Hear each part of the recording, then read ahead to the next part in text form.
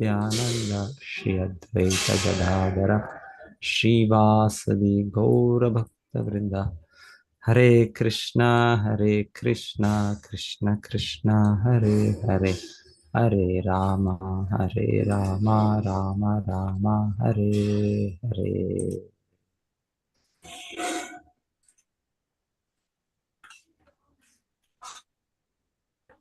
ಪ್ರಸ್ಥಾನಾಭಿಮುಖೋಪ್ಯೇನ ಅನುಗ್ರಹ ವಿಲಂಬಿತಃ ಪಶ್ಯನ್ ಪದ್ಮಫಲಾಶಾಕ್ಷೋ ನ ಪ್ರತಸ್ಥೆ ಸುಹೃತ್ ಸತಾ.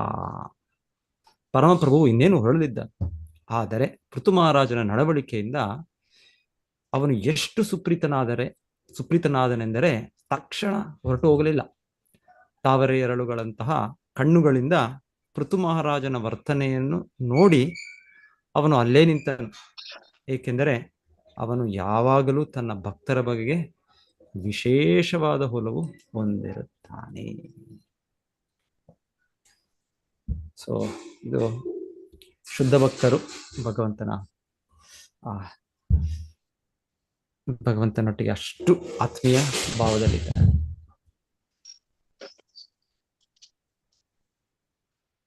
ಇಲ್ಲಿ ನಾವು ಕೇಳ್ತಾ ಇರೋದು, ಆಯ್ತು ಭಗವಾನ್ ವಿಷ್ಣು ಬಂದದ್ದು ಕೆಲಸ ಆಯ್ತು. ಅವ್ರು ಬಂದದ್ದು ಆ ಇಂದ್ರನು ಅವರೇ ಬರ್ಲಿಕ್ಕೆ ಆಗೋ ಒಂದ್ಸಲ ಆಗುತ್ತೆ ಹಾಗೆ. ಇಂದ್ರನ ತಪ್ಪು ಅರಿವ ಆಗೋದ್ರು ಅವರೊಬ್ಬರೇ ಬರ್ಲಿಕ್ಕೆ ಆಗ್ತಾ ಇತ್ತೋ ಇಲ್ವೋ. ಸೊ ಒಂದು ರೀತಿಯಲ್ಲಿ ಸಾಕ್ಷಾತ್ ಭಗವಂತನೇ ಅವ್ರನ್ನ ಕರ್ಕೊಂಡು ಬನ್ನಿ, ಬಾ ಹೋಗೋಣ, ತೊಂದರೆ ಇಲ್ಲ, ನಿನ್ನ ಪೃಥು ಮಹಾರಾಜು ನಿನ್ನ ಕ್ಷಮಿಸುತ್ತಾರೆ ನಿನ್ನ. ಸೊ ಹಾಗೆ ಭಗವಂತನೇ ಸ್ವಯಂ. ಯಾಕಂದ್ರೆ ಇಂದ್ರ ದೇವತೆ, ಅವರು ಕೂಡ ಭಕ್ತರೇ. ಸಾಮಾನ್ಯವಾಗಿ ಆ ರೀತಿ ಅವ್ರದ್ದು ತಪ್ಪು ಆಗೋದಿಲ್ಲ, ಆದ್ರೆ ಇದೇನೋ ಒಂದು ವಿಶೇಷ ಸನ್ನಿವೇಶ, ಒಂದು ರೀತಿಯಲ್ಲಿ ಭಗವಂತನ ಇದು ಇರ್ಬೋದು. ಹೀಗೆ ಇಂದ್ರನಿಂದ ದೊಡ್ಡ ಅಪರಾಧವೇ ಆಗಿದೆ. ಪೃಥು ಮಹಾರಾಜರ ಆ ಯಜ್ಞ ಕಾರ್ಯಗಳನ್ನು ಅವ್ರು ನಿಲ್ಲಿಸೋದ್ರಲ್ಲಿ ಅಧಾರ್ಮಿಕ ರೀತಿಯಲ್ಲಿ ಅವರು ತುಂಬ ಪ್ರಯತ್ನ ಪಟ್ರು. ಸೊ ಅದನ್ನ ಬ್ರಹ್ಮದೇವರು ಬಂದು ಒಂದು ನಿವಾರಣೆ ತಂದ್ರು, ಒಂದು ಪರಿಹಾರ ತಂದ್ರು ಒಂದು ಮಟ್ಟಕ್ಕೆ. ಆದ್ರೆ ಮತ್ತೆ ಇನ್ನ ಸಾಕ್ಷಾತ್ ವಿಷ್ಣು ಅವರೇ ಇಂದ್ರನನ್ನು ಕರ್ಕೊಂಡು ಬಂದ್ರು. ಮತ್ತೆ ಅವರು ಕೂಡ ನಾವು ಕೆಲವು ಶ್ಲೋಕಗಳಿಂದ ಕೇಳಿದ್ ಕೂಡ ಗುಣಶೀಲ, ಪೃಥು ಮಹಾರಾಜ ಗುಣಶೀಲ. ಸೊ ಅದರಿಂದ ಆಕರ್ಷಿತನಾಗಿದೆ ನಾನು ಅಂತ ಕೂಡ ಭಗವಂತನೇ ಹೇಳಿದ್ದು, ತನ್ನ ಬಾಯಿಯಿಂದ ಹೇಳಿ ಮಾತುಗಳು ಕೇಳಿದ್ವಿ ನಾವು. ಅವರ ನಡವಳಿಕೆ, ಅವರ ದಿವ್ಯ ಗುಣಗಳು. ಸೊ ಹಾಗೆ ಇಲ್ಲಿ ಕೇಳ್ತಾ ಇರೋದೀಗ ಭಗವಂತನು ನೀನು ಹೋಗ್ಬೇಕಾಯ್ತು, ಬಂದಿದ್ದ ಕೆಲಸ ಆಯ್ತು. ಸೊ ಭಗವಂತನು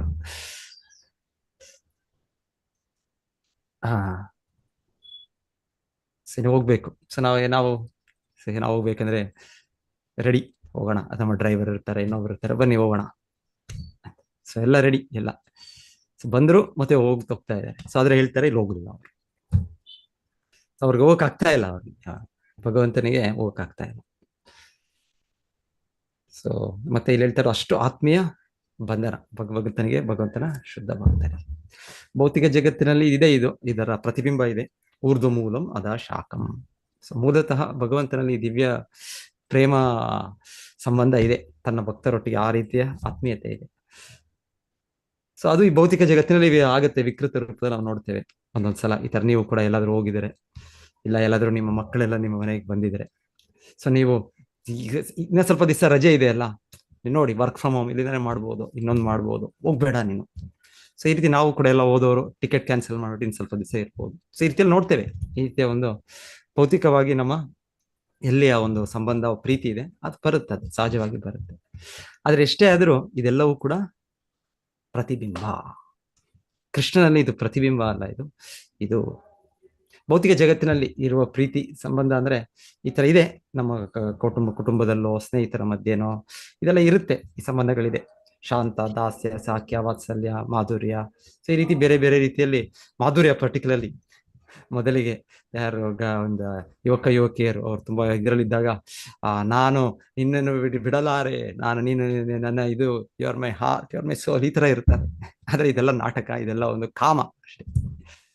ಆದ್ರೆ ಕೃಷ್ಣನೊಟ್ಟಿಗೆ ಅದಿರೋದು ದಿವ್ಯ ಪ್ರೇಮ. ಅದು ಎಂದೂ ಕೂಡ ಅದು ಮುಗಿಯೋದಿಲ್ಲ. ಇದೆಲ್ಲ ನಾಟಕ, ಇದು ಸ್ವಲ್ಪ ದಿವಸ ಅಷ್ಟೇ. ಆಮೇಲೆ ಒಂದು 6 ತಿಂಗಳು, 1 ವರ್ಷ, 2 ವರ್ಷ, 4 ವರ್ಷ ಆದ್ಮೇಲೆ ಡೈವರ್ಸ್.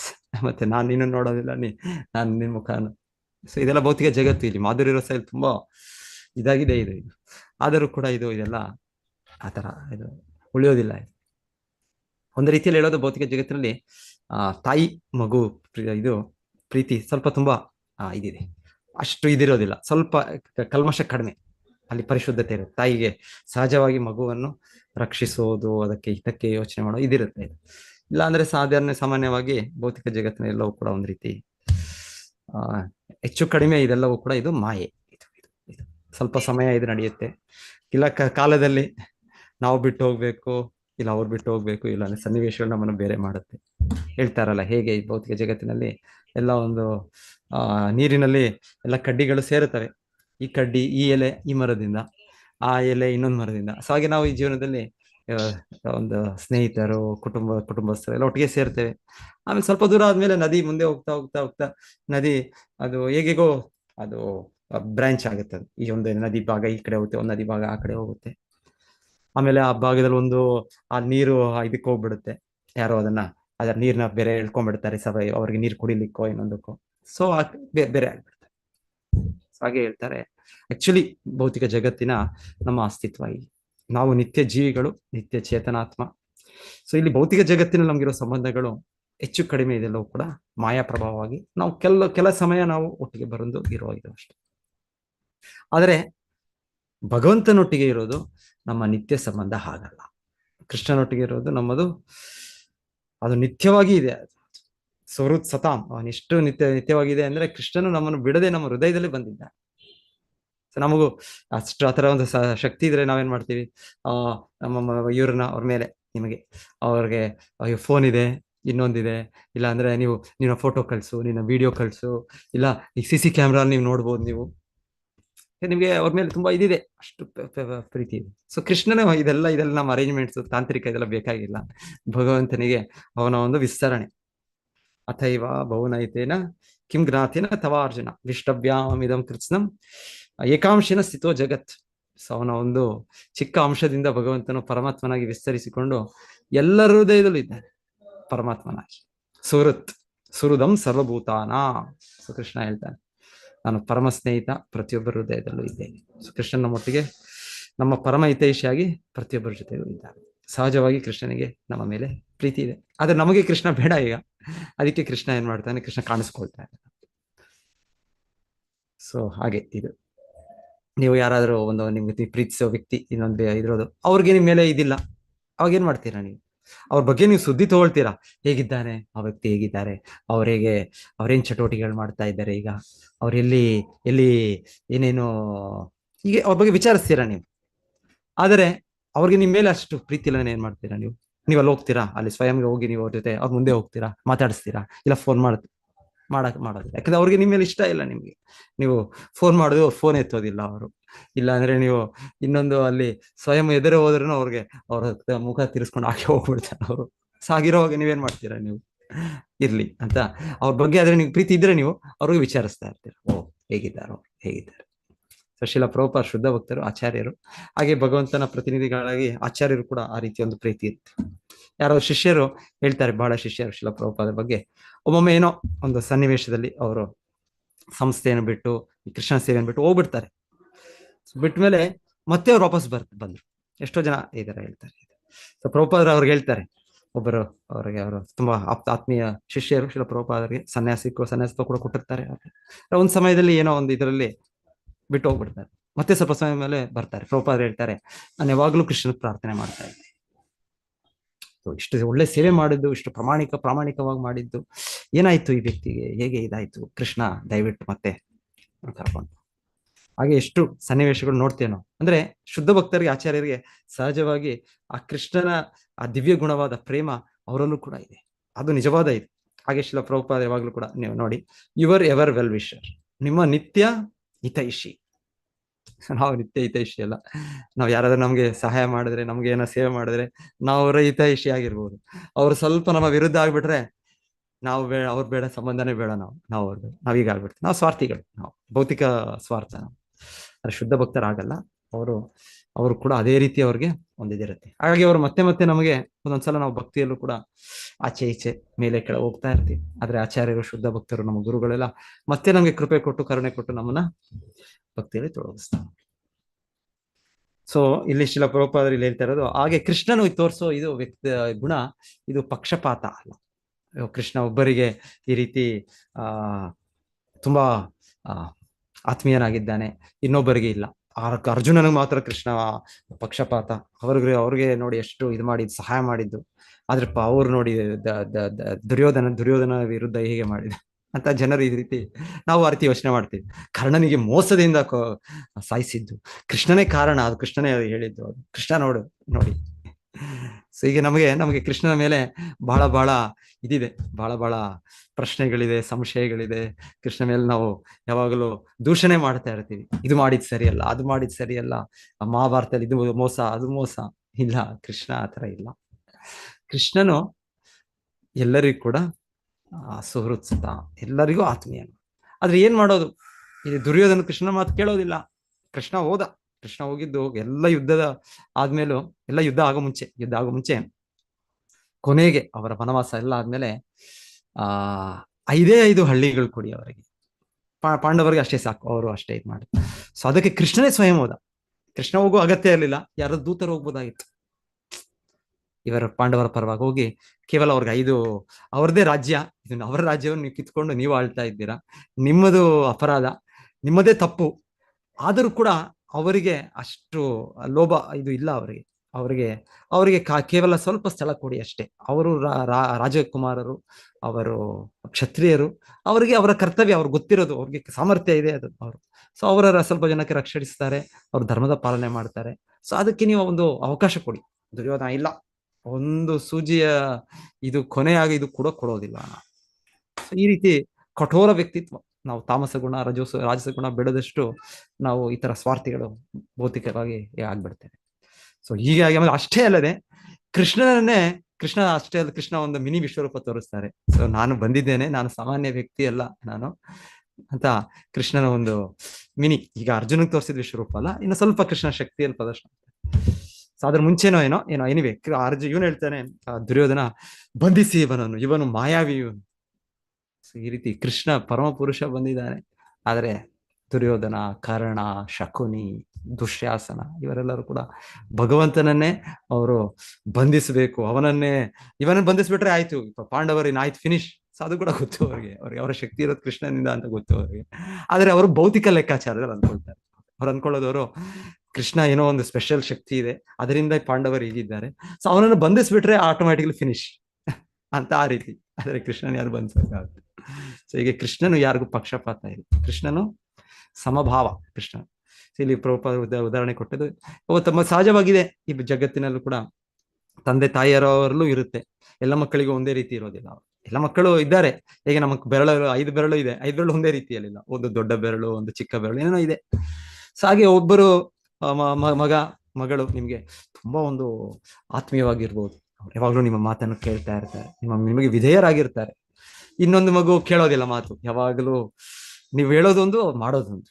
ಸೊ ಏನಾಗುತ್ತೆ, ನೀವು ನೋಡಿ ಪ್ರೀತಿ ಇದೆ, ಇಲ್ಲ ಅಂತಲ್ಲ, ಆದರೂ ಕೂಡ ನೀವು ಇನ್ನೊಂದು ಮಗು ಯಾರು ನಿಮ್ಗೆ ತುಂಬಾ ವಿಧೇಯವಾಗಿ, ತುಂಬಾ ಆತ್ಮೀಯವಾಗಿ, ಅವ್ರ ಮೇಲೆ ನೀವು ಸಹಜವಾಗಿ ಇದು ಕೊಡ್ತೇವೆ. ಸೊ ಭಗವಂತನು ಹಾಗೆ ಜನ್ಮಾದ್ಯಸ್ಯತಃ, ಇಲ್ಲಿ ನೋಡೋದೇ ನಾವು ಅಲ್ಲಿ ಭಗವಂತನು ಹಾಗೆ ತನ್ನ ಶುದ್ಧ ಭಕ್ತರು, ಈ ತರ ಅರ್ಜುನ ಅಂತ ಶುದ್ಧ ಭಕ್ತರು, ಅರ್ಜುನನಿಗೆ ಇಬ್ರು ಅರ್ಜುನ ಮತ್ತೆ ದುರ್ಯೋಧನ ಹೋಗಿ ಕೇಳ್ತಾರೆ ಕೃಷ್ಣನಿಗೆ ಸಹಾಯ.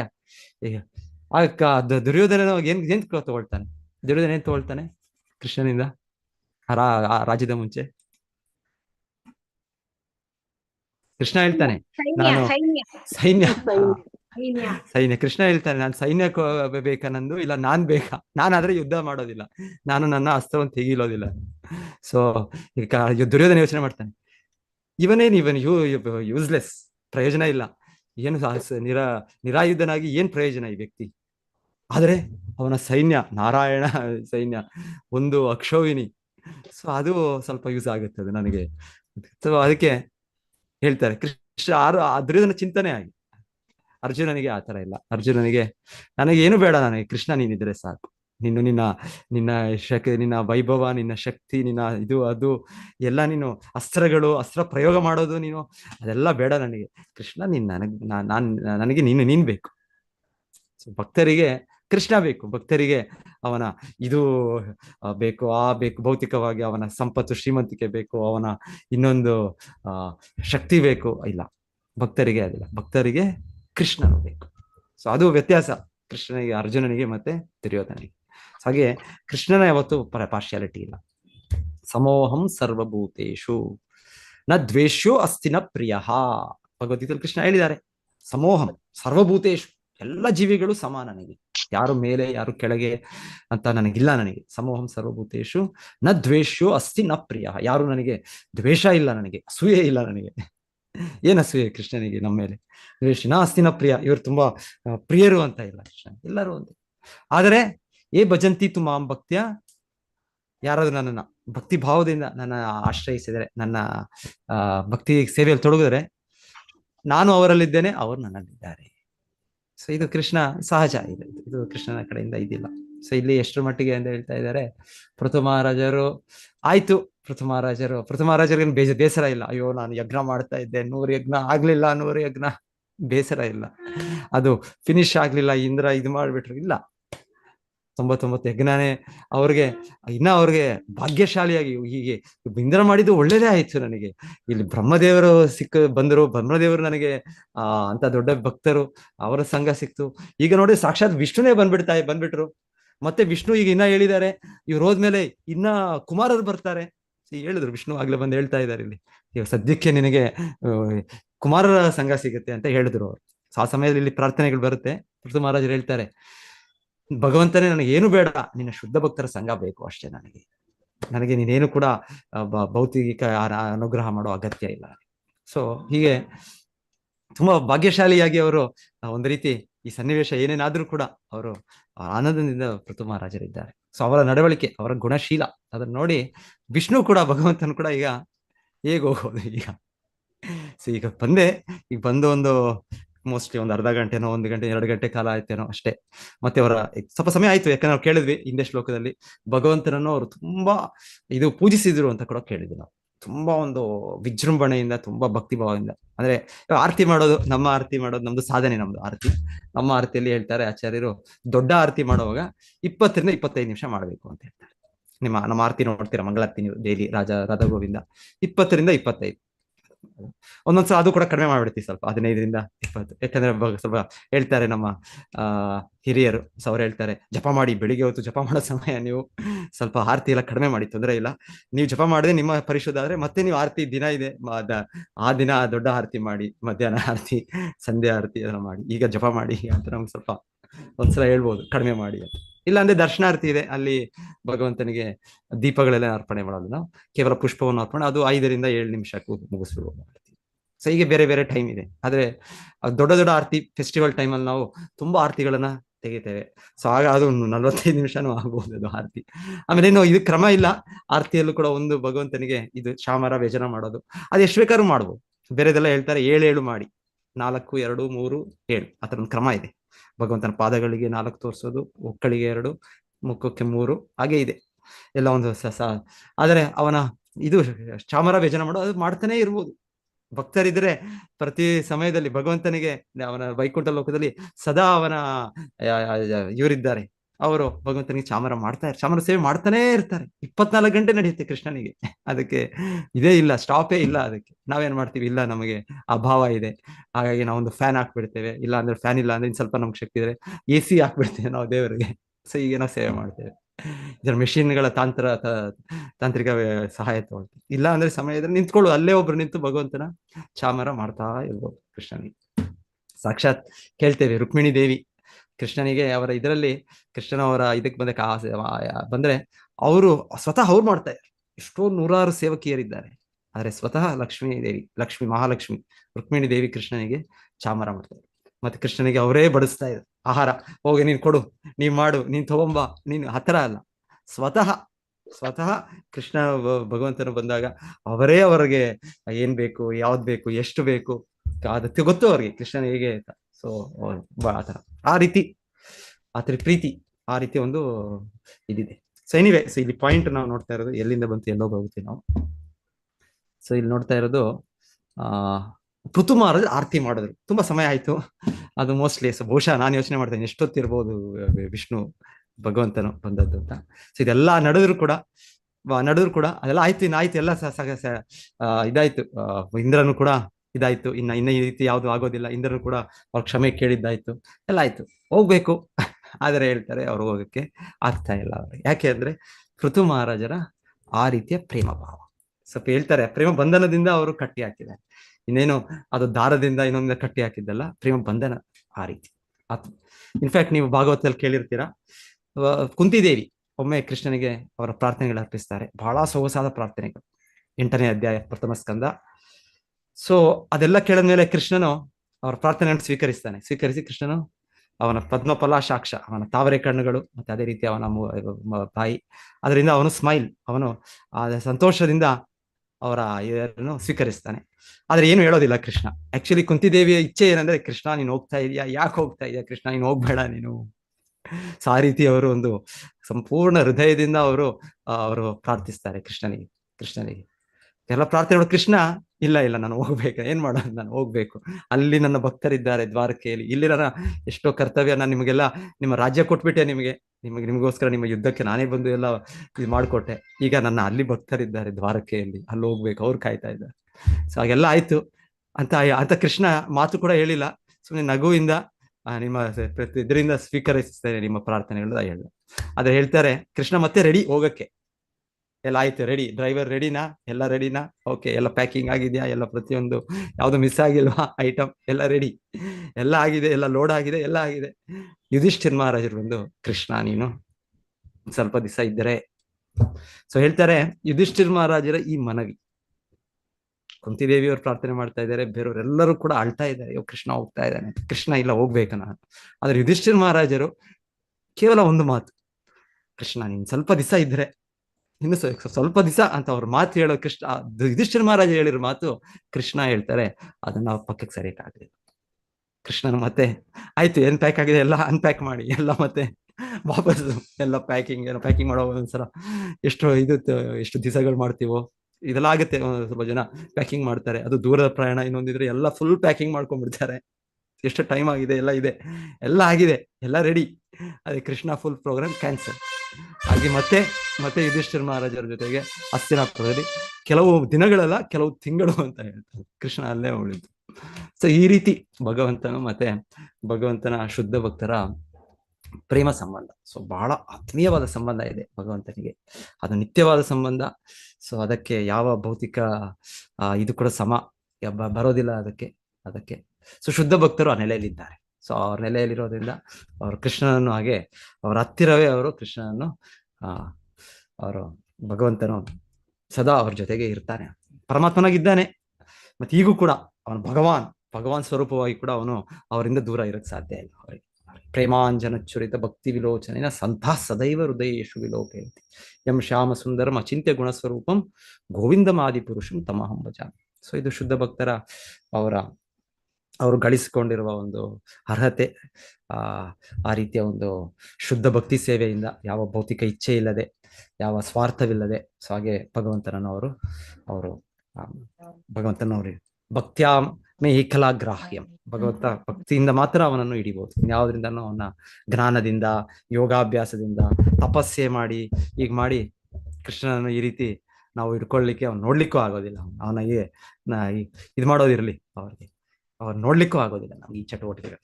ಕೇವಲ ಶುದ್ಧ ಭಕ್ತಿ ಸೇವೆ, ಅದರಿಂದ ಕೃಷ್ಣ ಅದರಿಂದ ಆ ದಿವ್ಯ ಗುಣಗಳು ಭಕ್ತರು ಪಡೆದದರಿಂದ, ಭಗವಂತನ ಕೃಪೆಯಿಂದ ಭಗವಂತನು ಈ ರೀತಿ ಅವ್ರ ಜೊತೆ ಇರ್ತಾನೆ. ಸೊ ಹಾಗೆ ನಾನು ಯೋಚನೆ ಮಾಡ್ತಾ ಇದ್ದೆ, ಶ್ರೀ ಚೈತನ್ಯ ಮಹಾಪ್ರಭು ಕೃಷ್ಣನೇ, ಸ್ವಯಂ ಕೃಷ್ಣನೇ. ಸೊ ಶ್ರೀ ಚೈತನ್ಯ ಮಹಾಪ್ರಭು ತನ್ನ ಭಕ್ತರ ಮೇಲೆ ತುಂಬಾ ಆತ್ಮೀಯ ಭಾವ. ಚೈತನ್ಯ ಮಹಾಪ್ರಭು ಆಕ್ಚುಲಿ ಪರ್ಟಿಕ್ಯುಲರ್ಲಿ ಚೈತನ್ಯ ಮಹಾಪ್ರಭು ರೂಪದಲ್ಲಿ ಕೃಷ್ಣ ತುಂಬಾ ಭಕ್ತರಿಗೆ ಹೇಳ್ತಾರೆ, ನಾನು ನಿಮಗೆ ಸೇರಿದ್ದು, ನಾನು ಹಾಗೆ. ಕೃಷ್ಣನು ಕೂಡ ಗೋಪಿಕೆಯರಿಗೆ ಹೇಳ್ತಾ ಇದ್ದು, ನಿಮಗೆ ನಾನು ಏನೂ ಕೊಡಕ್ಕಾಗಲ್ಲ ವಾಪಸ್, ನೀವು ಮಾಡಿರೋ ಭಕ್ತಿ ಸೇವೆಗೆ ನಿಮ್ಮ ಭಕ್ತಿ ಸೇವೆಯಿಂದನೇ ನೀವು ತೃಪ್ತರಾಗಿ, ನಾನು ನಿಮಗೆ ಏನು ಕೂಡ ನಿಮಗೆ ತೀರಿಸ್ಲಿಕ್ಕೆ, ಅದನ್ನೇನು ಋಣ ತೀರಿಸ್ಲಿಕ್ಕೆ ಆಗೋದಿಲ್ಲ. ನಿಮ್ಮ ಭಕ್ತಿ ಸೇವೆ ಅಷ್ಟು ಉನ್ನತವಾದದ್ದು, ಅಷ್ಟು ಶುದ್ಧವಾದದ್ದು ನಿಮ್ಮದು. ಸೊ ಆ ರೀತಿ ಕೃಷ್ಣ ಹೇಳೋದು. ಸೊ ಅದೇ ರೀತಿ ಶ್ರೀ ಚೈತನ್ಯ ಮಹಾಪ್ರಭು ಕೂಡ ತನ್ನ ಭಕ್ತರೊಟ್ಟಿಗೆ, ತನ್ನ ಭಕ್ತರು ಹೇಳೋ ಮನವಿಗೆ ಚೈತನ್ಯ ಮಹಾಪ್ರಭು ಅದನ್ನ ಇದು ಮಾಡೋದಿಲ್ಲ. ಸೊ ಅವರು ಇದು ಜಗನ್ನಾಥ್ಪುರಿಗೆ ಬಂದಾಗ್ಲೂ ಎಲ್ಲಿಗೆ ಹೋಗ್ಬೇಕು ಅಂತ ಅವರು ಮೊದಲಿಗೆ ವೃಂದಾವನಕ್ಕೆ ಹೋಗ್ಬೇಕು ಅಂತಿದ್ರು. ವೃಂದಾವನಕ್ಕೆ ಹೋಗೋದು ಅದಾಗ್ಲಿಲ್ಲ, ಒಂದ್ಸಲ ಸಫಲವಾಗ್ಲಿಲ್ಲ. ಮತ್ತೆ ಅವರು ಆಯ್ತು ಹೋಗ್ಲಿ ಇರ್ಲಿ, ನಾನು ಈ ಸಲ ದಕ್ಷಿಣ ಭಾರತಕ್ಕೆ ಹೋಗ್ತೇನೆ. ನನ್ನ ಅಣ್ಣ ಅವರು ಎಲ್ಲಿ ದಕ್ಷಿಣ ಭಾರತದಲ್ಲಿ ತಪ್ಪಿಸ್ಕೊಂಡ್ರು, ಎಲ್ಲಿ ಅವ್ರು ಎಲ್ಲಿದ್ದಾರೋ ಗೊತ್ತಿಲ್ಲ. ಸೊ ಆ ಒಂದು ನೆಪ ಇದರಲ್ಲಿ ಚೈತನ್ಯ ಮಹಾಪ್ರಭು ಹೋಗ್ಬೇಕು ಅಂತ. ಸೊ ಆಗ ಹೇಳ್ತಾರೆ ಭಕ್ತರೆಲ್ಲರೂ, ಇಲ್ಲ ಈಗ ಸಮಯ ಅಲ್ಲ ಹೋಗೋದು, ಈಗ ಸ್ವಲ್ಪ ಮಳೆಗಾಲ ಶುರು ಆಗೋಗಿದೆ. ಈಗ ಮಳೆಗಾಲ, ಈಗ ವಿಪರೀತ ಮಳೆ. ಸೊ ಈ ಮಳೆಯಲ್ಲಿ ನೀವು ಚೈತನ್ಯ ಮಹಾಪ್ರಭು ನಮ್ಮ ರೀತಿಯಲ್ಲಿ ಈಗ ಹೋಗ್ಬೇಡ, ಫ್ಲೈಟಲ್ಲಿ ಹೋಗ್ಬೇಡ, ಇನ್ನೊಂದ್ರಲ್ಲಿ ಹೋಗ್ಬೇಡ, ಇಲ್ಲ. ಚೈತನ್ಯ ಮಹಾಪ್ರಭು ಭಗವಂತನೇ, ಆದರೆ ಸ್ವಯಂ ಹಿಂದೆ ಕಾಲದಲ್ಲಿ ಹೇಗೆ ಮಧ್ವಾಚಾರ್ಯ, ರಾಮಾಚಾರ್ಯ ಎಲ್ಲ ತೀರ್ಥ ವ್ಯಕ್ತಿಗಳು ತೀರ್ಥಯಾತ್ರೆ ತೆಗೆದು ನಡ್ಕೊಂಡು ಹೋಗ್ತಾ ಇದ್ದಾರೆ. ಚೈತನ್ಯ ಮಹಾಪ್ರಭು ಆ ರೀತಿಯಲ್ಲೇ ಬಂದದ್ದು. ಸೊ ಅವರೆಲ್ಲ ಹೇಳ್ತಾರೆ, ಇದು ಸೂಕ್ತ ಸಮಯ ಅಲ್ಲ, ಈಗ ಇದಾಗ್ಬಿಡ್ಲಿ, ಇದು ಮಳೆಗಾಲ ಆಗ್ಬಿಡಿ, ಮತ್ತೆ ಹೋಗ್ಬೋದು ನೀವು. ಈಗ ಏನೋ ಒಂದು ಚಿಕ್ಕ ಪುಟ್ಟ ಕಾರಣ, ಇನ್ನೊಂದು ಇಲ್ಲ, ಅಲ್ಲೇನೋ ಆಗ್ಬಿಟ್ಟಿದೆ, ಅಲ್ಲೇನೋ ಒಂದು ಅನಾಹುತ ಆಗ್ಬಿಟ್ಟಿದೆಯೋ, ಇನ್ನೊಂದು ಆಗ್ಬಿಟ್ಟಿದೆ, ಅಲ್ಲಿ ಈಗ ಸರಿಯಾದ ಸಮಯ ಅಲ್ಲ, ನೀವು ಇದು ನಂತರ ಹೋಗಿ. ಸೊ ನಂತರ ಆಮೇಲೆ ಅಂತ ಚೈತನ್ಯ ಮಹಾಪ್ರಭುಗೆ ಬಿಡೋದೇ ಇಲ್ಲ. ಚೈತನ್ಯ ಮಹಾಪ್ರಭುಗೆ ಆಲ್ಮೋಸ್ಟ್ 1-2 ವರ್ಷನೋ ಏನೋ ಈ ರೀತಿ ಆಗುತ್ತೆ, 2. ಸೊ ನಂತರ ಕೊನೆಗೆ ಚೈತನ್ಯ ಮಹಾಪ್ರಭು ಹೇಳ್ತಾರೆ, ಇಲ್ಲ, ನೀವು ನನ್ನನ್ನ ದಯವಿಟ್ಟು ಬಿಡಿ, ನಿಮ್ಮ ಅನುಮತಿ ಕೊಡಿ, ನೀವೆಲ್ಲರೂ ಕೂಡ ನನ್ನ ಹಿರಿಯರು, ನನ್ನ ಶುದ್ಧ ಭಕ್ತರು. ಅದೇ ಚೈತನ್ಯ ಮಹಾಪ್ರಭು ಆ ರೀತಿ ತನ್ನ ಭಕ್ತರ ಪ್ರೀತಿಗೆ ಇದಕ್ಕೆ ಅವ್ರ ಮಾತನ್ನು ಅವ್ರನ್ನ ಒಲಿಯ. ಸೊ ಬಹಳ ಸನ್ನಿವೇಶಗಳು ಬರುತ್ತೆ ಚೈತನ್ಯ ಮಹಾಪ್ರಭು ಲೀಲೆಯಲ್ಲಿ, ಈ ತರ ಸನ್ನಿವೇಶ ಬರುತ್ತೆ. ಇನ್ನೊಂದು ಸನ್ನಿವೇಶ ಅಂದ್ರೆ, ಚೈತನ್ಯ ಮಹಾಪ್ರಭು ಮತ್ತೆ ನಿತ್ಯಾನಂದ ಪ್ರಭು ಅವ್ರು ಗೌರಿದಾಸ್ ಪಂಡಿತ ಅನ್ಸುತ್ತೆ, ಚೆಕ್ ಮಾಡಿ, ನನಗೆ ಒಂದ್ಸಲ ಮಿಸ್ಟೇಕ್ ಆಗಿರ್ಬೋದು, ಅವರ ಮನೆಗೆ ಅವ್ರಿಗೆ ಭೇಟಿ ಕೊಟ್ಟಾಗೋ ಏನೋ ಅನ್ಸುತ್ತೆ. ಆಗ ಅವ್ರ ಹತ್ರ 2 ಮೂರ್ತಿಗಳು ಕೂಡ ಇರುತ್ತೆ. ಏನು ಚೈತನ್ಯ ಮಹಾಪ್ರಭು ನಿತ್ಯಾನಂದ ಗೌರನಿತಾಯ್ ನಮ್ಮ ಮಂದಿರಗಳಲ್ಲಿ ನೀವು ನೋಡಿರ್ತೀರಾ, ನಮ್ಮ ಇಸ್ಕಾನ್ ಎಲ್ಲ ಮಂದಿರಗಳಲ್ಲಿ ಇದ್ದಾರೆ. ಸೊ ಆ ಮೂರ್ತಿಗಳನ್ನ ಪೂಜೆ ಮಾಡ್ತಾ ಇರ್ತಾರೆ ಚೈತನ್ಯ ಮಹಾಪ್ರಭು ಶಿಷ್ಯರು, ಅವರು ಅನುಯಾಯಿಗಳು.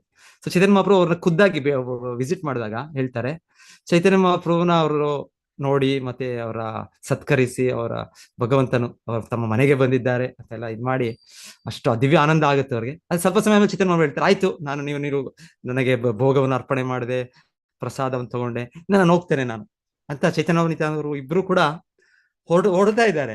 ಗೌರಿದಾಸ್ ಪಂಡಿತ ಬಂದು ಬಿಡ್ತಾ ಇಲ್ಲ, ನೀವು ಹೋಗ್ಬಾರ್ದು, ಹೋಗ್ಬಾರ್ದು ಅಂದ್ರೆ ಅವ್ರ ಕೈ ಇಟ್ಕೊಂಡು, ಅವ್ರ ಕಾಲಿಟ್ಕೊಂಡು ಹಾಗೆ ಬಿಡೋದೇ ಇಲ್ಲ. ಸೊ ಏನ್ ಮಾಡೋದು ಹೀಗೆ? ಸೊ ಚೈತನ್ಯ ಮಹಾಪ್ರಭು ಏನ್ ಮಾಡ್ತಾರೆ ಹೇಳ್ತಾರೆ, ಅಲ್ಲಿ ಚೈತನ್ಯ ಮಹಾಪ್ರಭು ಅವ್ರ ಮೂರ್ತಿ ಇರುತ್ತೆ ಅಲ್ಲಿ, ಎಲ್ಲಿ ಇದರಲ್ಲಿ ಮಂಟಪದಲ್ಲಿ. ಸೊ ನಾವು ದೇವರ ಗುಡಿಯಲ್ಲಿ ದೇವರ ಮಂಟಪ ಇದೆ, ಆ ದೇವರ ಮಂಟಪದಲ್ಲಿ ಚಿಕ್ಕ ಮೂರ್ತಿ ಚೈತನ್ಯ ಮಹಾಪ್ರಭು ನಿತ್ಯಾನಂದರು ಇದ್ದಾರೆ. ಸೊ ಅವರಿಬ್ರು ಏನ್ ಮಾಡ್ತಾರೆ, ಅಲ್ಲಿಂದ ಹೊರಗೆ ಬಂದು, ಯಾಕಂದ್ರೆ ಮೂರ್ತಿ ಭಗವಂತನ ವಿಗ್ರಹ, ಭಗವಂತ ಬೇರೆ ಅಲ್ಲ. ಸೊ ಹಾಗೆ ಚೈತನ್ಯ ಮಹಾಪ್ರಭು ನಿತ್ಯಾನಂದ ವಿಗ್ರಹ ಹೊರಗೆ ಬಂದು ಮಂಟಪದಿಂದ ಅವ್ರು ಹೋಗಕ್ ಶುರು ಮಾಡ್ತಾರೆ. ಇಲ್ಲಿ ಚೈತನ್ಯ ಮಹಾಪ್ರಭು ನಿತ್ಯಾನಂದರು ಯಾರಿದ್ದಾರೆ ಅವ್ರು ಬಿಡ್ತಾ ಇಲ್ಲ, ಅವ್ರ ಮೂರ್ತಿಗಳಾಗ್ಬಿಡ್ತಾರೆ, ಹಾಗೆ ನಿಂತ್ಕೊಂಡ್ಬಿಡ್ತಾರೆ. ಗೌರಿದಾಸ್ ಪಂಡಿತ ಏನ್ ಮಾಡ್ತಾರೆ, ಅಯ್ಯೋ ಅಲ್ಲಿ ಚೈತನ್ಯ ಮಹಾಪ್ರಭು ನಿತ್ಯಾನಂದರು ಹೋಗ್ತಾ ಇದಾರೆ ಅಂತ ಅವ್ರನ್ನ ಹೋಗಿ ಅಲ್ಲಿ ಹಿಡಿತಾರೆ. ಅವ್ರನ್ನ ಹಿಡಿಯಕ್ ಹೋದ್ರೆ ಇಲ್ಲಿಂದ ಅವರು ಅಲ್ಲಿ ಮೂರ್ತಿಯಾಗಿ ನಿಂತ್ಕೊಂಡ್ಬಿಡ್ತಾರೆ, ಇಲ್ಲಿ ಹೋಗ್ತಾರೆ. ಇದೊಂದು ಲೀಲೆ ಇದೆ, ಇದು ಚೈತನ್ಯ ಮಹಾಪ್ರಭು ಹೋಗ್ಬೇಕು ಅಂತ ಅವ್ರ ಭಕ್ತರು ಬಿಡ್ತಾ ಇಲ್ಲ. ಸೊ ಕೊನೆಗೆ ಅನ್ಸುತ್ತೆ ಮೋಸ್ಟ್ಲಿ ಅವರು ಒಂದು ಇದಿಟ್ಕೊಳ್ತಾರೆ, ಏನೋ ಒಂದು ಸ್ಟಿಕ್, ಏನೋ ಒಂದು ಕೋಲನ್ನ ಇಟ್ಕೊಂಡು ಹೇಗೆ ಹೋಗಕ್ ಸಾಧ್ಯ ನೀವು ಅಂತ. ಸೊ ಹಾಗೆ ಒಂದು ಚೈತನ್ಯ ಮಹಾಪ್ರಭು ನಿತ್ಯಾನಂದ ಪ್ರಭು ಮೂರ್ತಿ ಏನ್ ಮಾಡ್ತಾರೆ, ಇವರ ಕೋಲನ್ನು ನೋಡಿ ಭಯ ಪಡ್ಕೊಂಡು ಆ ಹೃದಯ ಚೈತನ್ಯ ಅಂತ ಒಬ್ರು ಭಕ್ತರಿರ್ತಾರೆ, ಚೈತನ್ಯ ಅವ್ರ ಹೃದಯದೊಳಗೆ ಭಗವಂತ ಪ್ರವೇಶ ಮಾಡ್ಬಿಡ್ತಾರೆ. ಅದಕ್ಕೆ ಇವರಿಂದ ಗೌರಿದಾಸ್ ಪಂಡಿತನ ಕೋಲನ್ನು ತಪ್ಪಿಸ್ಕೊಳ್ಲಿಕ್ಕೆ, ಅದಕ್ಕೆ ಅವರ ಹೆಸರು ಹೃದಯ ಚೈತನ್ಯ ಅಂತ.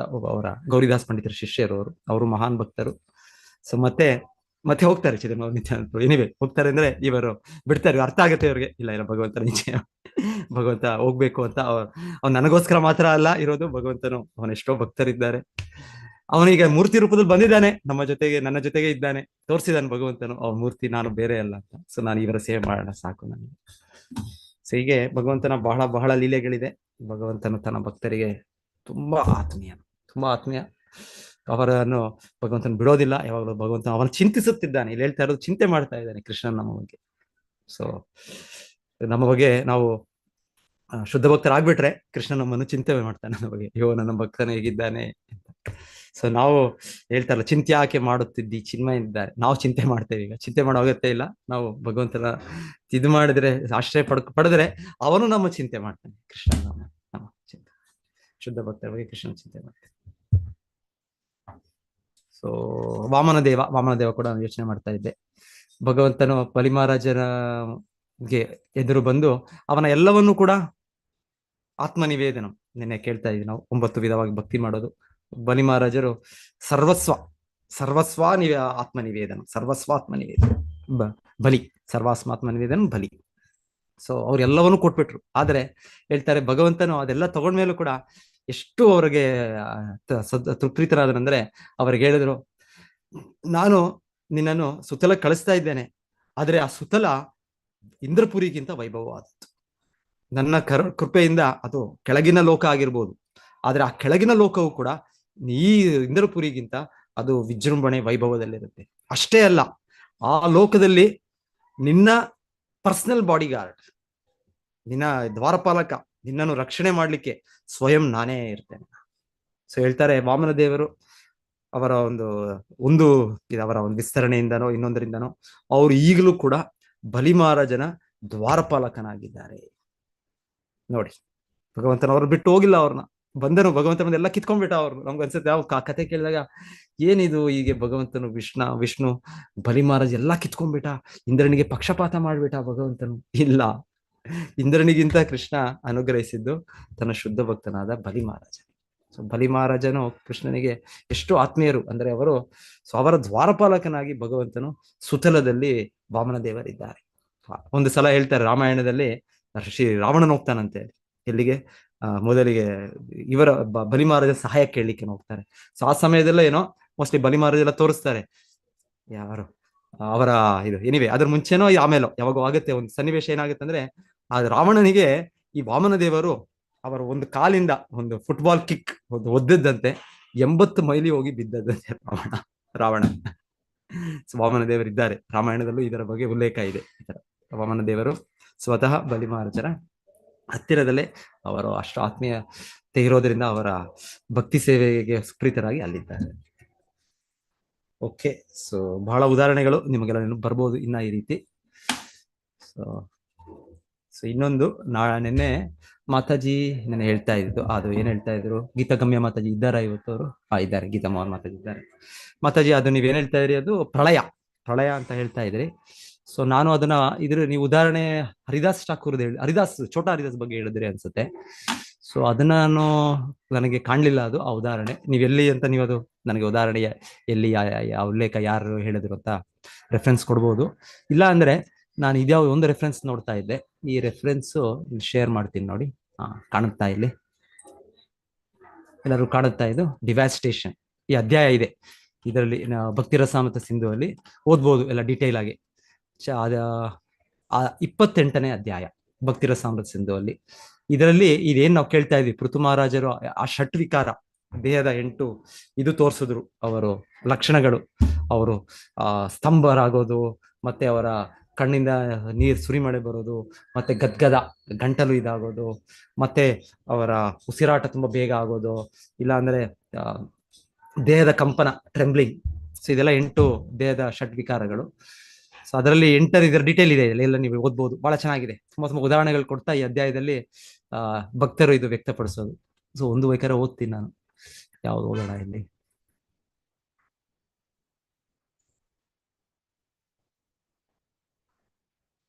ಓಕೆ, ಇಲ್ಲ ಇನ್ನೊಂದ್ ದಿವಸ ಓದ್ಬೋದು. ನೀವು ಕನ್ನಡಕ್ಕೆ ಅನುವಾದ ತಗೊಂಡ್ರೆ ಓದ್ಬೋದು, ಇಲ್ಲಾಂದ್ರೆ ನಾನು ಬರೀ ಪ್ರಳಯದ್ದು ಓದ್ತೀನಿ ಇವತ್ತು.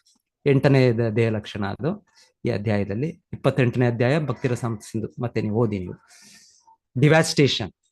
When a person is confused by simultaneous happiness and tribulation and does not know what to do, this state of confusion is called pralaya or devastation. In this condition of pralaya, one sometimes falls down on the ground and all the symptoms of ecstatic love become manifest. When the gopis were searching after Krishna and all of a sudden he came out from the bushes and creepers, all of them became stunned and almost senseless. In this state, the gopis appeared very beautiful. This is an example of pralaya or devastation in happiness. There are also instances of pralaya and distress. One such example is described in the 10th canto, 39th chapter, verse 15 of Srimad Bhagavatam, wherein Shukadeva Goswami tells King Parikshit, "My dear king, when the gopis were missing Krishna, they were so much absorbed in meditation upon him that all of their senses stopped functioning and they lost all bodily sense. It was as though they had become liberated from all material conditions."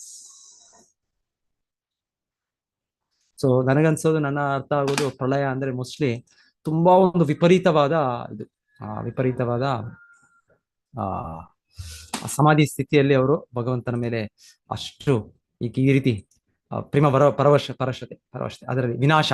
So ಕನ್ನಡದಲ್ಲಿ ಅನುವಾದ ಯಾರಾದ್ರು ಓದ್ತೀರಾ? ಕನ್ನಡದಲ್ಲಿ ಇದು ಓದ್ಬೋದು. ಓದಿ ಮಾತಾಜಿ. ವಿನಾಶ ಏನು ಇದು?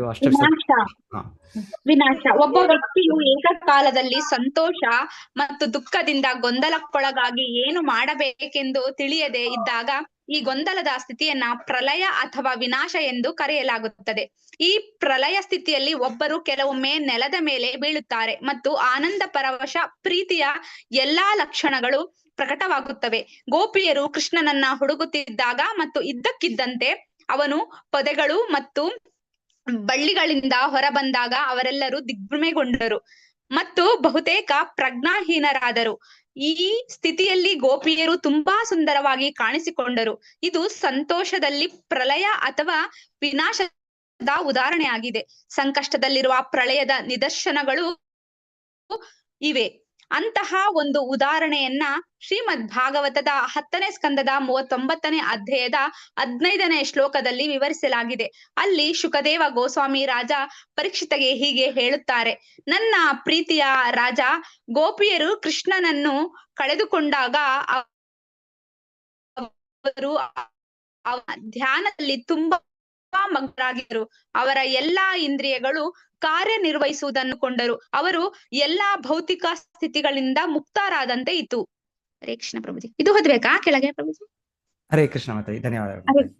ಮತ್ತೆ ಓದಿ ನೀವು ಮತ್ತೆ ಇವಾಗ ಬೇಡ, ನೀವು ಆಮೇಲೆ ಓದ್ಕೊಳ್ಳಿ. ಈ ಅಧ್ಯಾಯ ಚೆನ್ನಾಗಿದೆ. ಮೊದಲಿಂದ ಎಲ್ಲ 8 ಲಕ್ಷಣಗಳ ಇದು ಉದಾಹರಣೆ ಕೊಟ್ಟಿದ್ದಾರೆ. 28ನೇ ಅಧ್ಯಾಯ ಭಕ್ತಿರ ಸಮರ್ಪಿಸಿದ್ದು ಓದ್ಕೊಳ್ಳಿ. ಇದು ಒಂದು ಮಾತ್ರ ಪ್ರಳಯ ಅಂತ ಏನ್ ನೋಡಿದ್ವಿ ನಾವು, 8ನೇ ಇದು ಅಂದ್ರೆ ಮೋಸ್ಟ್ಲಿ ಬೇರೆದೆಲ್ಲ ಸೇರ್ಕೊಂಡಂಗೆ, ಎಲ್ಲವೂ ಸೇರ್ಕೊಂಡು ಒಂದು ಅಷ್ಟು ಡೀಪ್ ಇದು ಅವರ ಇದು ಅದು ಏನ್ ಹೇಳೋದು, ಅದನ್ನ ಅವ್ರಿಗೆ ತಡಿಲಿಕ್ಕೆ ಆಗೋದಿಲ್ಲ. ಆಕ್ಚುಲಿ ಕೆಲವು ಸಲ ಈ ದೊಡ್ಡ ಶುದ್ಧ ಭಕ್ತರು ಇದೆಲ್ಲ ತಡ್ಕೊಳ್ತಾರ. ಈ ತರ ಅವ್ರಿಗೆ ದಿವ್ಯ ಇದು ಬಂದ್ರು ಕೂಡ ಅವ್ರು ಅಯ್ಯೋ ನನ್ನ ಭಕ್ತಿ ಸೇವೆಗೆ ಅಡಚಣೆ ಆಗುತ್ತೆ ಅಂತ ನಿಲ್ಲಿಸ್ತಾರ. ಆ ರೀತಿ ಕೂಡ ಇದೆ. ವಿಪ್ರಲಂಬ ಭಾವ ಇದೆ. ಅದು ಒಂದು. ಇಲ್ಲಿ ಅಷ್ಟವಿಕಾರ ಮಾತಾಡ್ತಾರೆ. ಅಷ್ಟ ಸಾತ್ವಿಕ ವಿಕಾರ ಅಂತ ಕೇಳಿದ್ವಲ್ಲ ನಾವು. 8 ದೇಹದ ಬದಲಾವಣೆಗಳಾಗುತ್ತೆ ಶುದ್ಧ ಭಕ್ತರ. ಅದರಲ್ಲಿ ಇದು 8ನೇದು ಪ್ರಳಯ ಅಂತ. ಪ್ರಳಯ ಅಂತ ಅದರ ವಿವರಣೆ ಇಲ್ಲಿ ಭಕ್ತಿರ ಸಿಂಧು ಅಲ್ಲಿ ರೂಪ ಗೋಸ್ವಾಮಿ ಕೊಟ್ಟಿದ್ದಾರೆ. ಪ್ರಳಯ ಅಂದ್ರೆ ಇದೇನು ಅಂತ 2 ಉದಾಹರಣೆ ಕೊಟ್ಟಿದ್ದಾರೆ. ಒಂದು ತುಂಬಾ ಸಂತೋಷದಲ್ಲಿ, ಒಂದ್ಸಲ ದುಃಖದಲ್ಲಿ. ದುಃಖ ಅಂದ್ರೆ ಅದಕ್ಕೆ ನೀವು ಹೇಳಿದಂಗೆ ವಿಪ್ರಲಂಬ, ಕೃಷ್ಣ ಇದರಿಂದ ವಿರಹ ಭಾವದಲ್ಲಿ ನೀವು ಆ ರೀತಿ ಆ ರೀತಿ ತಗೊಳ್ಬಹುದು. ನೀವು ವಿಪ್ರಲಂಬದಲ್ಲಿ ಅಷ್ಟು ಒಂದು ಇದು ಬರೋದು, ತಮ್ಮನೆ ಮೈಮರೆತು ಆತರ ಎಲ್ಲ ಲಕ್ಷಣಗಳು ಬರೋದು, ಆ ರೀತಿ ದಿಗ್ಭ್ರಮೆ ಕನ್ಫ್ಯೂಷನ್, ಆ ರೀತಿ ಆಗೋ ಒಂದು ಗೊಂದಲದ ಸ್ಥಿತಿ, ಅದನ್ನು ಪ್ರಳಯ ಅಂತ ಹೇಳ್ತಾರೆ ಅಂತ ಹೇಳ್ತಾ ಇದ್ದಾರೆ. ಒಂದ್ಸಲ ಸಂತೋಷದಿಂದ ಆಗುತ್ತೆ, ಒಂದ್ಸಲ ದುಃಖದಿಂದ ಆಗುತ್ತೆ. ಸಂತೋಷದಿಂದ ಇಲ್ಲಿ ಕೃಷ್ಣ ನೋಡಿದ ತಕ್ಷಣ ಅವ್ರಿಗೆ ಸಂತೋಷ ಆಯ್ತು. ಆ ಸಂತೋಷದಲ್ಲಿ ಅವರು ಆತರ ಆದ್ರು, ಏನ್ ಮಾಡೋದು ಗೊತ್ತಿಲ್ಲದೆ ಹಾಗೆ ಒಂಥರ ಹುಡುಕ್ತಾ ಇದ್ರು ಕೃಷ್ಣನ್ ಅವ್ರು. ಮತ್ತೆ ಕೃಷ್ಣ ಕಾಣಿಸ್ಕೊಂಡ್ಬಿಟ್ಟ ಸಡನ್ ಆಗಿ. ಸೊ ಹಾಗೆ ಅವ್ರಿಗೆ ಇದಾಯ್ತು ಅಂತ ಹೇಳ್ತಾರೆ. ಮತ್ತೆ ಇನ್ನೊಂದು ರೀತಿ ಇದರಲ್ಲಿ ಅವ್ರ ಧ್ಯಾನದಲ್ಲಿ ಕೃಷ್ಣ ಇಲ್ಲ ಅನ್ನೋದಕ್ಕೆ ವಿಪ್ರಲಂಬ ಭಾವ, ಒಂದು ದುಃಖದಲ್ಲಿ ಆಗುವ ಒಂದು ಇದು. ಸೊ 2 ರೀತಿನೂ ಅಂತಾನೆ ಹೇಳ್ತಾ ಇದ್ದಾರೆ. ಡಿವಿಷನ್. ಎನಿವೆ ಈ ರೀತಿ ಎಷ್ಟು ನಮ್ ಕಡೆ ಆಗುತ್ತೆ ಅರ್ಥ ಆಗುತ್ತೆ, ಅರ್ಥ ಮಾಡ್ಕೊಳ್ಳೋಣ. ಸೊ ಆಚಾರ್ಯರು ಅದನ್ನು ವಿವರಿಸಕ್ಕೆ ಪ್ರಯತ್ನಿಸಿದ್ದಾರೆ. ಆ ನೆಲೆಗೆ ಬಂದ್ರೆ ಅವಾಗ ನಮಗೆ ಇದರ ಒಂದು ಸುಳಿವು ಸಿಗ್ಬೋದು. ಹರೇ ಕೃಷ್ಣ. ಎಲ್ಲರಿಗೂ ಧನ್ಯವಾದಗಳು. ಸೊ ಮಾತಾಜಿ ನಿಮಗೆ ಹೋಸ್ಟ್ ಮಾಡಲ್ಲ. ಹರೇ ಕೃಷ್ಣ ಪ್ರಭುಜಿ. ಅಂದ್ರೆ ಇದು ಚೈತನ್ಯ ಮಹಾಪ್ರಭುಗಳು ಜಗನ್ನಾಥ್ಪುರಿಯಲ್ಲಿ ಭಗವಂತನನ್ನ ನೋಡಿ ಮತಿ ತಪ್ಪಿದಾಗ ಸಾರ್ವಭೌಮ ಭಟ್ಟಾಚಾರ್ಯರು ಕರ್ಕೊಂಡೋಗಿ ಅವ್ರಿಗೆ ನೋಡ್ತಾರಲ್ಲ ಪ್ರಭುಜಿ, ಆ ಸ್ಥಿತಿಗೆ ಹೋಗೋದು ಅಂತ ಹೇಳ್ಬೋದು ಪ್ರಭುಜಿ. ಸ್ವಾಮಿ ಭಟ್ಟಾಚಾರ್ಯ ಚೈತನ್ಯ ಮಹಾಪ್ರಭು ಇದೆಲ್ಲವೂ ತೋರಿಸ್ತಾ ಇದ್ರು. ಇನ್ನ ಇನ್ಫ್ಯಾಕ್ಟ್ ಈ ಅಧ್ಯಾಯದಲ್ಲಿ ಸ್ವಲ್ಪ ವಿವರಣೆ ಇದೆ. ಮಹಾಭಾವ, ಇದು ಭಾವ ಅನ್ನೋದು ಇದೆಲ್ಲ ಲಕ್ಷಣಗಳು ಈ ರೀತಿ ಎಲ್ಲ ಬರೋದು, ಇದೆಲ್ಲ ಇತಿ ದಿವ್ಯ ಇದು. ಅದರಲ್ಲಿ ಇನ್ನ ತುಂಬಾ ಜಾಸ್ತಿ ಆಗೋದು, ತುಂಬಾ ಜಾಸ್ತಿ ಆಗಿ ಅದನ್ನ ಮಹಾಭಾವ ಅಂತ ಕರೀತಾರೆ. ಸೊ ಅದನ್ನ ಚೈತನ್ಯ ಮಹಾಪ್ರಭು ವ್ಯಕ್ತಪಡಿಸ್ತಾ ಇದ್ರು. ಶ್ರೀಮತಿ ರಾಧಾರಾಣಿ ಅದನ್ನ ಹೆಚ್ಚಾಗಿ ತೋರಿಸೋದು, ಅದು ಬಹಳ ತೋರಿಸೋದು ಅವರು. ಸೊ ಕೃಷ್ಣ ಬಂದಿದ್ದು ಚೈತನ್ಯ ಮಹಾಪ್ರಭು ರೂಪದಲ್ಲಿ. ಅವರು ಶ್ರೀಮತಿ ರಾಧಾರಾಣಿಯ ಭಾವವನ್ನು ಸ್ವೀಕರಿಸಿ, ಸೊ ಅವರು ಮಹಾಭಾವದಲ್ಲಿ ಈ ರೀತಿ ನೀವು ಹೇಳಿದಾಗೆ ಕೃಷ್ಣನ ಜಗನ್ನಾಥ ನೋಡಿದ ತಕ್ಷಣವೇ ಅವರು ಅಲ್ಲೇ ಬಿದ್ದೋದ್ರು. ಸಂಪೂರ್ಣ ಅವ್ರಿಗೆ ಇದೇ ಇಲ್ಲ, ಅವ್ರಿಗೆ ಏನು ದೇಹದ ಇದೆ ನೆನಪೇ ಇಲ್ಲ, ಮೂರ್ಛೆ ಹೋಗ್ಬಿಟ್ರು. ಸೊ ಚೈತನ್ಯ ಅವರು ತುಂಬಾ ಸಲ ತೋರಿಸ್ತಾ ಇದ್ದಾರೆ ಈ ತರ ಮೂರ್ಛೆ ಆಗೋದು, ಈ ತರ ಭಾವ. ಸೊ ಮಹಾಭಾವ ಅಂತ ಹೇಳ್ತಾರೆ ಅದನ್ನ ಮಹಾಭಾವ. ಆ ಮಹಾಭಾವದಲ್ಲಿ ಅದಕ್ಕೆ ಕೃಷ್ಣ ಧಾಧಾರಾಣಿ ಮತ್ತೆ ಚೈತನ್ಯ ಮಹಾಪ್ರಭು ತೋರಿಸೋದು ಮಾತ್ರ ಅಷ್ಟು ವಿಪರೀತವಾದ ವಿಪರೀತವಾದ. ಇಲ್ಲಾಂದ್ರೆ ಶುದ್ಧ ಭಕ್ತರು ತೋರಿಸ್ತಾರೆ, ಅವ್ರು ಈ ರೀತಿ ಅಷ್ಟವಿಧ ಸಾತ್ವಿಕ ವಿಕಾರ ತೋರಿಸ್ತಾ ಇರ್ತಾರೆ. ಅವರು ಚೈತನ್ಯ ಮಹಾಪ್ರಭು ಬಹಳಷ್ಟು ತೋರಿಸ್ತಾರೆ, ತುಂಬಾ ಬಹಳಷ್ಟು. ಶ್ರೀಮತಿ ರಾಧಾರಾಣಿ ಈ ಅಧ್ಯಾಯದಲ್ಲಿ ಬಹಳ ಉದಾಹರಣೆಗಳಿದೆ. ಶ್ರೀಮತಿ ರಾಧಾರಾಣಿ ಅವರು ಇದ್ರ ಸೂರ್ಯನನ್ನು ಬೈಯೋದು ಒಂದ್ಸಲ, ಏನೇನೋ ಬೇರೆ ಬೇರೆ ಕಾರಣಗಳು. ಯಾಕಂದ್ರೆ ಹೇಳ್ತಾರೆ ಶ್ರೀಮತಿ ರಾಧಾರಾಣಿಗೆ ತುಂಬಾ ಬೆವರು ಬರ್ತಾ ಇದೆ. ಅವ್ರು ಬೆವರು ಬರ್ತಾ ಇರೋದು ಯಾಕೆ? ಸ್ವೇದ 8 ಅಷ್ಟವಿಕಾರದಲ್ಲಿ ಒಂದು ವಿವರಣೆ ಇರೋದು, ಅಷ್ಟು ಬೆವರು ಬರುತ್ತೆ. ನಮಗೆ ಬೆವರು ಯಾವಾಗ ಬರುತ್ತೆ? ತುಂಬಾ ಬಿಸಿಲು ಇದ್ದಾಗ ಬರುತ್ತೆ. ಅಯ್ಯೋ ಫ್ಯಾನ್ ಹಾಕಿಯಪ್ಪ, ತುಂಬಾ ಬಿಸಿ ಇದೆ, AC ಹಾಕಿಯಪ್ಪ, ಇಲ್ಲಾಂದ್ರೆ ಇವತ್ತು ತುಂಬಾ ಬಿಸಿಲು, ಇದಕ್ಕೆ ನಮಗೆ ಬಿಸಿಲು. ಸೊ ಶ್ರೀಮತಿ ರಾಧಾರಾಣಿಗೆ ಆ ರೀತಿ ಫುಲ್ ಬೆವರೋಯ್ತಂತೆ. ಆ ಬೆವರಾದ್ಮೇಲೆ ಅವರೇ ಹೇಳ್ತಾ ಇರತ್ತೆ, ಅವರು ಸೂರ್ಯನನ್ನು ಬೈತಾ ಇದ್ದಾರೆ, ಸೂರ್ಯ ಯಾಕೆ ಇಷ್ಟು ಬಿಸಿಲು ಅಂತ. ಅವಾಗ ಗೋಪಿಕೆಯರು ಹೇಳ್ತಾರೆ, ಇಲ್ಲ ನೀವು ಸೂರ್ಯನ ಯಾಕೆ ಬೈತೀಯ? ನೀವು ಸೂರ್ಯನ ಬೈಯೋದಲ್ಲ, ನಿಮಗಿರುವ ಅದು ಕೃಷ್ಣನ ಮೇಲೆ ಮಹಾಭಾವದಿಂದ ನೀವು ಹತ್ರ ಬೆವರ್ತಾ ಇರೋದು. ಅವ್ರಿಗೆ ಗೊತ್ತಾಗುತ್ತೆ. ಆದ್ರೆ ರಾಧಾರಾಣಿ ಇಲ್ಲ ನಾನು ಬೆವರ್ತಾ ಇರೋ ಕಾರಣ ನನ್ನ ಕೃಷ್ಣ ಪ್ರೇಮ ಭಾವ ಅಲ್ಲ, ನಾನು ಸೂರ್ಯನಿಂದ ಈ ತರ ಇದಾಗಿ ನನಗೆ ಇದಾಗ್ತಾ ಇದೆ, ನಾನು ಬೆವರ್ತಾ ಇದ್ದೀನಿ ಅಂತ. ಸೊ ಈ ರೀತಿಯಲ್ಲಿ ಈ ಅಧ್ಯಾಯ ಬಹಳ ಚೆನ್ನಾಗಿದೆ, ಓದಿ ಇದೆಲ್ಲ. 28ನೇ ಅಧ್ಯಾಯ ಭಕ್ತಿರ ಸಂಸ್ಕೃತಿ ಪುಸ್ತಕನೇ ಫುಲ್ ಇದೆ, ಓದ್ಬೋದು. ನಮ್ಗೆ ಅದು ಇಮಿಟೇಟ್ ಮಾಡಬಾರ್ದು, ಅದೇ ಪ್ರಭುಪಾದ ಹೇಳಿದ್ದಾರೆ. ಆ ರೀತಿ ಅದೇ ನನಗೂ ಕೂಡ ಆ ರೀತಿಯಲ್ಲಿ ಆಗ್ತಾ ಇದೆ. ನನಗೂ ಕೂಡ ರೋಮಾಂಚನ ಆಗುತ್ತೆ, ನನಗೂ ಕೂಡ ಇದು ಗದ್ಗದ ಆಗುತ್ತೆ, ನನಗೂ ಕೂಡ ನೋಡಿ ನನ್ನ ಕಣ್ಣುಗಳಿಂದ ಇದು ಬರ್ತಾ ಇದೆ. ಬರ್ಬೋದು, ಒಂದೊಂದ್ಸಲ ಬರ್ಬೋದು. ಅದು ಕೂಡ ಇದೆ ಅಲ್ಲಿ ಹೇಳ್ತಾರೆ, ಅದು ಶ್ಯಾಡೋ ಅಟ್ಯಾಚ್ಮೆಂಟ್. ಅದ್ ಯಾಕಂದ್ರೆ ನಮಗೆ ಆ ಭಗವಂತನ ಒಂದು ಕೃಪೆಯಿಂದ ನಮಗೂ ಕೂಡ ಆತರ ಒಂದರ ಶುದ್ಧ ಭಾವನೆಗಳು ಕೇಳಿದಾಗ ಸ್ವಲ್ಪ ಒಂದು ಹನಿ ಬರ್ಬೋದು. ಅದು ಇಲ್ಲಾಂದ್ರೆ ಪ್ರಭುಪಾದರ ಮಾತುಗಳು, ಪ್ರಭುಪಾದರ ಪುಸ್ತಕಗಳು ಓದಿದಾಗ, ಓ ಕೃಷ್ಣ ಈ ರೀತಿನ, ಪ್ರಭುಪಾದರ ಈ ರೀತಿನ ಆತರ ನಮಗೂ ಕೂಡ ಒಂದ್ ಸ್ವಲ್ಪ ಒಂದು ತಾತ್ಕಾಲಿಕವಾಗಿ ಕ್ಷಣಿಕವಾಗಿ ಆಗ್ಬೋದು ಅದು. ಆದ್ರೆ ಸದಾ ಇಲ್ಲ ನಮಗದು. ಸೊ ಹಾಗೆ ಒಂದು ಯಾರಿಗೂ ಕೂಡ ಆತರ ಒಂದು ಇದು ಸಿಗ್ಬೋದು. ಇಲ್ಲ ಬೃಂದಾವನಕ್ಕೆ ಮಾಯಪುರಕ್ಕೆ ಹೋದಾಗ ಕೂಡ ಅಲ್ಲಿ ಒಂದು ಇದರಲ್ಲಿ ಸನ್ನಿವೇಶದಲ್ಲಿ ನಮ್ಗೆ ಆ ರೀತಿ ಒಂದ್ ಸ್ವಲ್ಪ ಆನಂದ ಸಿಗುತ್ತೆ, ಒಂದ್ ರೀತಿ ಇದು ಆ ಲಕ್ಷಣಗಳ ತರ ಕಾಣ್ಬೋದು. ಅದೇ ಇದೆಲ್ಲವೂ ಶ್ಯಾಡೋ. ಶುದ್ಧ ಭಕ್ತರಲ್ಲಿ ಇದು ಶ್ಯಾಡೋ ಅಲ್ಲ, ಇದು ಪ್ರತಿಬಿಂಬ ಅಲ್ಲ, ಇದು ನೆರಳಲ್ಲ, ಇದು ಸದಾ ಇರುತ್ತದೆ, 24 ಗಂಟೆ ಇರುತ್ತೆ ಅವ್ರಿಗೆ. ಅದು ಶುದ್ಧ ಭಕ್ತಿಯಲ್ಲಿ ಸಹಜವಾಗಿ ವ್ಯಕ್ತವಾಗೋದು. ಸೊ ಈ ರೀತಿ ಇದ್ರ ಬಗ್ಗೆ ಎಲ್ಲ ವಿವರಣೆ ಇದೆ. ಸೊ ಓದ್ಬೋದು. ಈ ತರ ಎಷ್ಟು ಮುಂದೆ ಹೋಗಿ ಇನ್ನ ನಾವು ಎಲ್ಲಿದ್ದೇವೆ, ನಾವು ಏನ್ ಭಕ್ತಿ, ಎಷ್ಟು ವರ್ಷ ಮಾಡ್ತಾ ಇದ್ದೀನಿ ನಾನು, ಇಷ್ಟು ವರ್ಷ ಜಪ ಮಾಡ್ತಾ ಇದ್ದೀನಿ, ಸೇವೆ ಮಾಡ್ತಾ ಇದ್ದೀನಿ, ಏನ್ ನಂದು ನನಗೆ ಅದರಲ್ಲಿ ಇದು ತುಣುಕು ಕೂಡ ಸಿಗ್ಲಿಲ್ಲ ಅಲ್ಲ ನನಗೆ, ನಮ್ಮ ಸ್ಥಿತಿ ಗೊತ್ತಾಗುತ್ತೆ ನಮ್ಗೆ. ಸೊ ಹಾಗೆ ನಾವು ಅದನ್ನ ಓದ್ಬೇಕು, ಆಲಿಸ್ಬೇಕು, ಅದನ್ನ ಇಮಿಟೇಟ್ ಮಾಡಬಾರ್ದು ನಾವು. ಆತರ ನಾನು ಕೂಡ ಒಂದು ಕ್ವಶನ್ ಇದೆ, ಕೇಳಬಹುದಾ? ಕ್ವಶನ್ ಒಂದಿದೆ, ಕೇಳಬಹುದಾ? ಹೇಳಿ ಮಾತಾಜಿ, ಹೇಳಿ. ಚೈತನ್ಯ ಮಹಾಪ್ರಭುಗಳು ಶಚಿ ಮಾತೆಯ ಮಗ ಅಲ್ವಾ? ಅವರು ಎಂತ ನೀಮ್ಟ್ರಿ ಅಡಿ ದೊರಕುದ, ಅವರು ಸಿಗುದ ಅಲ್ಲಿ? ಅಥವಾ ಶಚಿಮಾತೆ ಈಗ ಶಚಿಮಾತೆ ಅವ್ರ ಗರ್ಭದಲ್ಲಿಂದ ಬರೋದು ಚೈತನ್ಯ ಮಹಾಪ್ರಭು. ಅವರ ಗರ್ಭಧಾರಣೆ ಮಾಡಿದ್ದವರು 13 ತಿಂಗಳು ಹೇಳ್ತಾರೆ. 9 ತಿಂಗಳ. ನಾವೆಲ್ಲ ಎಷ್ಟು ನೀವು ತುಂಬಾ ಅನುಭವ ಇದೆ. ಎಷ್ಟು ತಿಂಗಳ ಮಗು ನೋಡಿದೀರಾ ಮಾತಾಜಿ ನೀವು? ತಾಯಿ 9 ತಿಂಗಳು, 9 ತಿಂಗಳು, 280 ದಿವಸ, 280 ದಿವಸ. 7 ದಿವಸ, 9 ಇಲ್ಲ, ಈಗ 7. ಈಗ 7 ತಿಂಗಳಿಗೆ ಬಂದ್ಬಿಡ್ತಾ ಅಂತ. ಈಗ ತುಂಬಾ ಎಲ್ಲ ಈಗ 9 ತಿಂಗಳು 7 ದಿವಸ ಪ್ರಭುಜಿ. ಅದು ನಾರ್ಮಲ್. ಅದು ಸ್ವಲ್ಪ ಇರ್ಬೋದು ಅಬ್ನಾರ್ಮಲ್ ಆಗಿ, ಸ್ವಲ್ಪ ಅದಕ್ಕೂ ಹೆಚ್ಚು ಸ್ವಲ್ಪ ಜನ ಇರ್ಬೋದು. ಆದ್ರೆ ಡಾಕ್ಟರ್ಗಳು ಬಿಡೋದಿಲ್ಲ, ಅಯ್ಯೋ ಜಾಸ್ತಿ ಲೇಟ್ ಆಗೋಯ್ತು, ಇನ್ನೇನಾಗುತ್ತೋ ಮಗುಗೆ. 9 ತಿಂಗಳು 7 ದಿವಸ ಪ್ರಭುಜಿ. ನಾರ್ಮಲ್ ಆಗಿ 9 ತಿಂಗಳು 7 ದಿವಸ ಪ್ರಭುಜಿ. ನಾನು ಕೇಳಿದ್ ಯಾಕಂದ್ರೆ ಭಗವಂತ ಅವತರಿಸುವಂತದ್ದು ಇವ್ರು ಎಂತ ಯೋನಿಜವ ಅಥವಾ ಅವತರಿಸಿದ್ರ ಅಲ್ಲಿ ನೀಮ್ ಮರದಡಿ, ಹಾಗೆ ನನ್ಗೆ ಡೌಟ್ ಅದು ಎಂತ ಅಂತ. ನೀಮ್ ಮರದಡಿ ಯಾಕೆ ಕೊಟ್ಟಿದ್ದಾರೆ?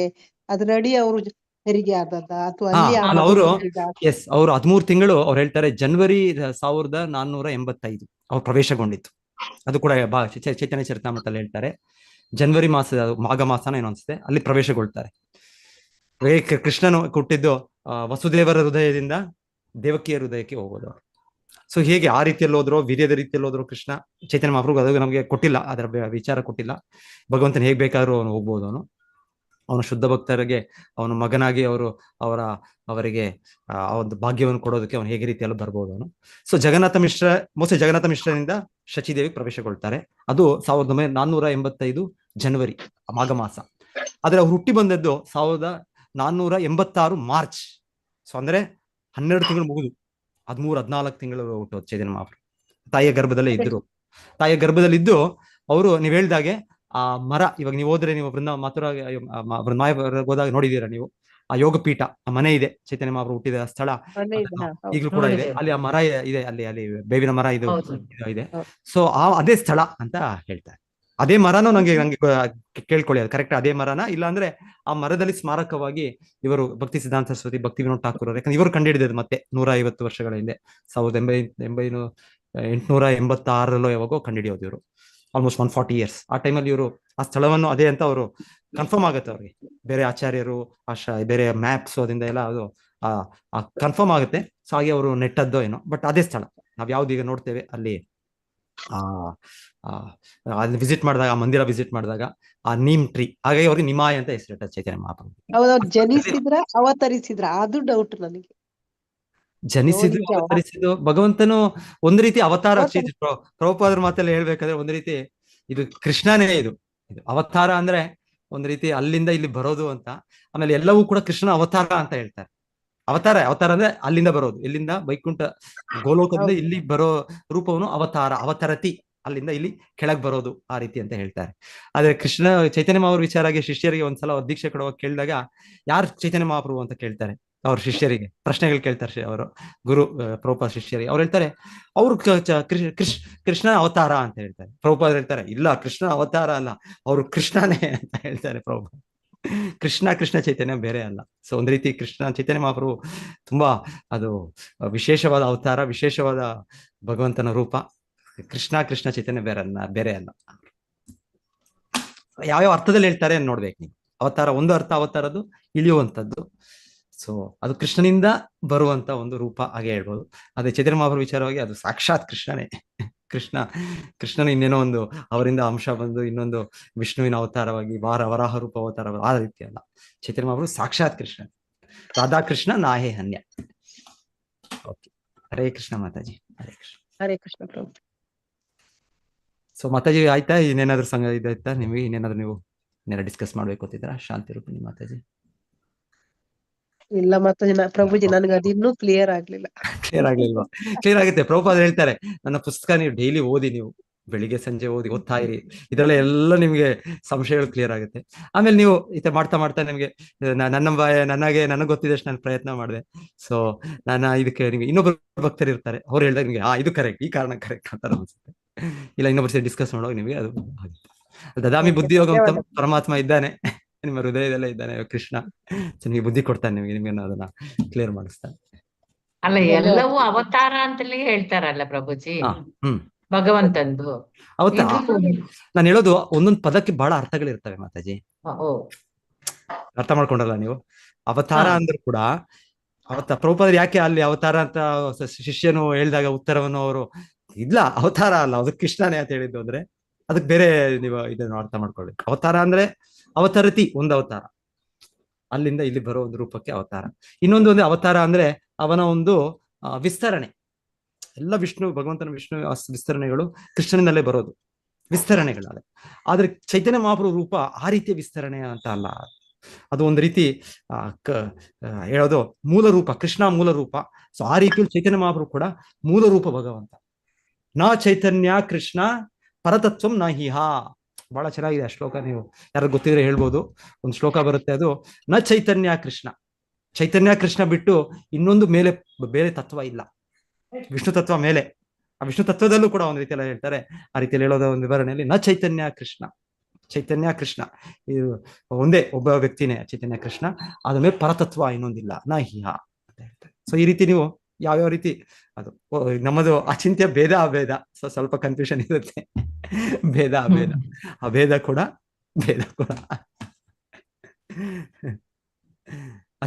ಅಚಿಂತ್ಯವಾಗಿ ಅದು ಇದೆ. ಅದು ಪ್ರಭುಜಿ, ಅದು ಚೈತನ್ಯ ಚರಿತಾಮೃತದಲ್ಲಿ ಸಹ ಇಲ್ಲವಾ ಪ್ರಭುಜಿ? ಯಾವ್ದು ಓದಿದ್ದೀರಿ ನೀವು ಗುರು? ಚೈತನ್ಯ ಚರಿತಾಮೃತ ಅದ್ರಲ್ಲಿ ಇರ್ಬೋದಾ ಪ್ರಭುಜಿ? ಇನ್ನು ಮುಂದೆ ಹೋಗುವಾಗ ಎಲ್ಲ ತುಂಬಾ ಇದೆ ಅದರಲ್ಲಿ, ಬಹಳ ಇದೆ. ಅದು ಬಹಳ ನಿಗೂಢವಾದ, ಹೇಳ್ತಾರೆ ಭಾಗವತವೇ ಅದು ಡೀಪು, ಅದೇ ಒಂದು ಗುಪ್ತವಾದ ವಿಷಯ. ಅದಕ್ಕೂ ಗುಪ್ತವಾಗಿ ಚೈತನ್ಯ ಚರಿತಾಮೃತ, ಅದಕ್ಕೆ PhD ಅಂತ ಹೇಳೋದು ಪ್ರಭುಪಾದ. ನಮ್ಮ ಭಗವದ್ಗೀತೆ ನಮಗೆ ಇಂಟ್ರೊಡಕ್ಷನ್, ಭಾಗವತ ನಮಗೆ ಗ್ರಾಜುಯೇಷನ್, ಪೋಸ್ಟ್ ಗ್ರಾಜುಯೇಷನ್, ಚೈತನ್ಯ ಚರಿತಾಮೃತ ಇನ್ನ ತುಂಬಾ ಗುಪ್ತವಾದ ಇನ್ನ ಇದಿದೆ. ಮತ್ತೆ ನಮ್ಮ ಯಾಕೆ ಬುದ್ಧುಗಳಿಗೆ ಅದನ್ನ ಹೇಳಲಿಕ್ಕೆ ಕೊಟ್ಟಿದ್ದೀರ, ನಮ್ಗೆ ಹೇಳಕ್ಕೆ ಬರಲ್ಲ ಅದು. ಇಲ್ಲ, ನಮಗೆ ಈಗ ಸಾಧನೆ ಆಚಾರ್ಯರ ಆಜ್ಞೆ ಇದೆ, ಹಿರಿಯ ಭಕ್ತರ ಆಜ್ಞೆ ಇದೆ. ಸೊ ನಮಗೆ ಸಾಧನೆ, ನಾವು ಶ್ರವಣ ಮಾಡೋಣ, ಅದನ್ನ ಕೀರ್ತನೆ ಚರ್ಚೆ ಮಾಡೋಣ, ನಮಗೆ ಪರಿಶುದ್ಧ. ಓಕೆ ಪ್ರಭುಜಿ, ಹರೇ ಕೃಷ್ಣ. ಹರೇ ಎಲ್ಲ ನಿಮ್ಮ ಕರುಣೆ. ಹರೇ ಕೃಷ್ಣ ಮಾತಾಜಿ, ಹರೇ ಕೃಷ್ಣ. ಹೌದು. ವಾಂಛಾಕಲ್ಪತರುಭ್ಯಶ್ಚ ಕೃಪಾ ಸಿಂಧುಭ್ಯೈವ ಚ ಪತಿತಾನಾಂ ಪಾವನೇಭ್ಯೋ ವೈಷ್ಣವೇಭ್ಯೋ ನಮೋ ನಮಃ. ನಮೋ ಗ್ರಂಥರಾಜ್ ಶ್ರೀಮದ್ ಭಾಗವತಂ ಕಿ ಜೈ, ಶ್ರೀಲ ಪ್ರಭುಪಾದ್ ಕಿ ಜೈ. ಹರೇ ಕೃಷ್ಣ ಮಾತಾಜಿ, ಧನ್ಯವಾದಗಳು ಪ್ರಭುಜಿ. ಹರೇ ಕೃಷ್ಣ. ಎಲ್ಲರೂ ಇರಿ, ಮಾತಾಜಿ ಅವರು ಸೌರಾಷ್ಟ್ರಕಂ ಓದ್ತಾರೆ. ಸೊ ಡೈಲಿ ಎಲ್ಲರೂ ಹೌದು. ಓದ್ತಾ ಇದ್ದೀರಾ, ಅದು ಮಾಡಿ ಮತ್ತೆ ಕಂಟಿನ್ಯೂ ಮಾಡಿ, ಆಮೇಲೆ ಲಿಬಾದರಂತೆ ಎಲ್ಲರೂ. ನಾನು ಲಿಬಾದ. ಧನ್ಯವಾದಗಳು ಪ್ರಭುಜಿ. ಹರೇ ಕೃಷ್ಣ ಮಾತಾಜಿ, ಹರೇ ಕೃಷ್ಣ, ಹರೇ ಕೃಷ್ಣ, ಧನ್ಯವಾದಗಳು. ಹರೇ ಕೃಷ್ಣ, ಧನ್ಯವಾದಗಳು ಪ್ರಭುಜಿ. ಹರೇ ಹರೇ ಕೃಷ್ಣ, ಕೃಷ್ಣ. ಹರೇ ಕೃಷ್ಣ. ಪ್ರೇಮಿ. ಹ್ಮ್. ಹರೇ ಕೃಷ್ಣ. ಓಂ ನಮೋ ಭಗವತೆ ವಾಸುದೇವಾಯ. ಓಂ ನಮೋ ಭಗವತೆ ವಾಸುದೇವಾಯ. ನಾರಾಯಣ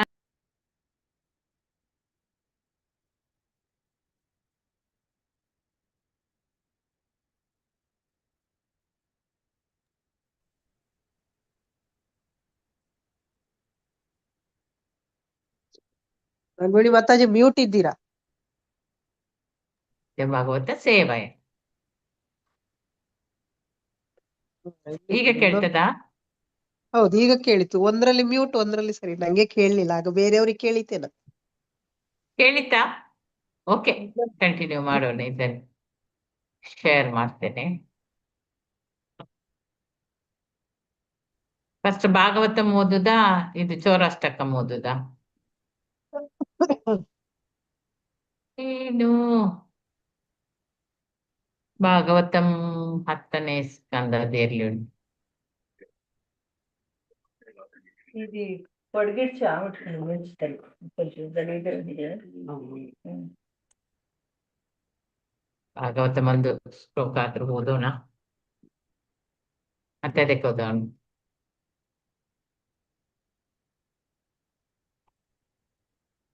ಬ್ರಹ್ಮನ ಸ್ಕಂದ 10 ಭಾಗ 2, ಬ್ರಹ್ಮನ ಶ್ರೀಕೃಷ್ಣ ಸ್ತೋತ್ರ, ಶ್ಲೋಕ 22, 14ನೇ ಅಧ್ಯಾಯ 22ನೇ ಶ್ಲೋಕ.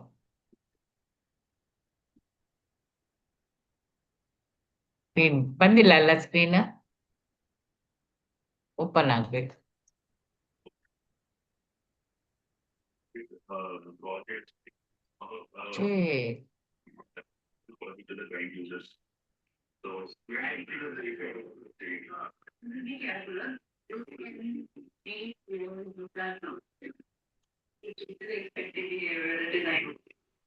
ಬಂತಲ್ಲ?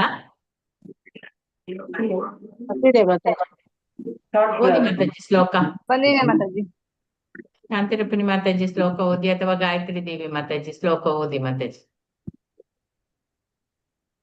ಹರೇ ಕೃಷ್ಣ ಗಾಯತ್ರಿ ಮಾತಾಜಿ. ಮಾತಾಜಿ ಓದಿ, ಗಾಯತ್ರಿ ಮಾತಾಜಿ ಓದಿ. ಹಾ, ಓದ್ತೀನಿ, ಒಂದೇ ಒಂದ್ ನಿಮಿಷ. ಕರ್ನಾಟಕ. ಹರೇ ಕೃಷ್ಣ ಕೃಷ್ಣ ಕೃಷ್ಣ ಹರೇ ಕೃಷ್ಣ ಹರೇ ಹರೇ ಹರೇ ರಾಮ ಹರೇ ರಾಮ. ರಾಮ. ಮಾತಾಜಿ ಇಲ್ಲಿ ಶ್ಲೋಕ 22 ಅಲ್ವಾ? ಹೌದೌದು, 22. ತಸ್ಮಾದಿದಂ ಜಗದಶೇಷಮಸ್ತತ್ ಸ್ವರೂಪಂ ಸ್ವಪ್ನಾಭವ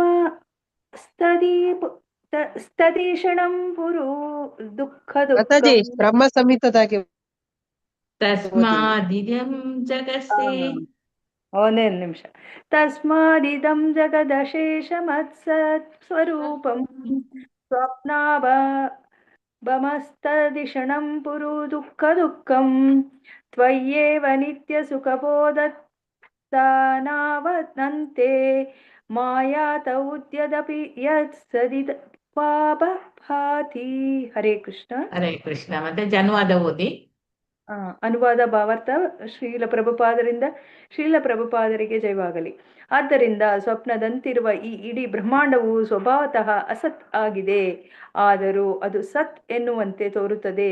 ಹೀಗಾಗಿ ಅದು ವ್ಯಕ್ತಿಯೊಬ್ಬನ ಪ್ರಜ್ಞೆಯನ್ನು ಆವರಿಸಿ ಆತನನ್ನು ಮತ್ತೆ ಮತ್ತೆ ಕ್ಲೇಶಗಳಿಗೆ ಗುರಿಪಡಿಸುತ್ತದೆ.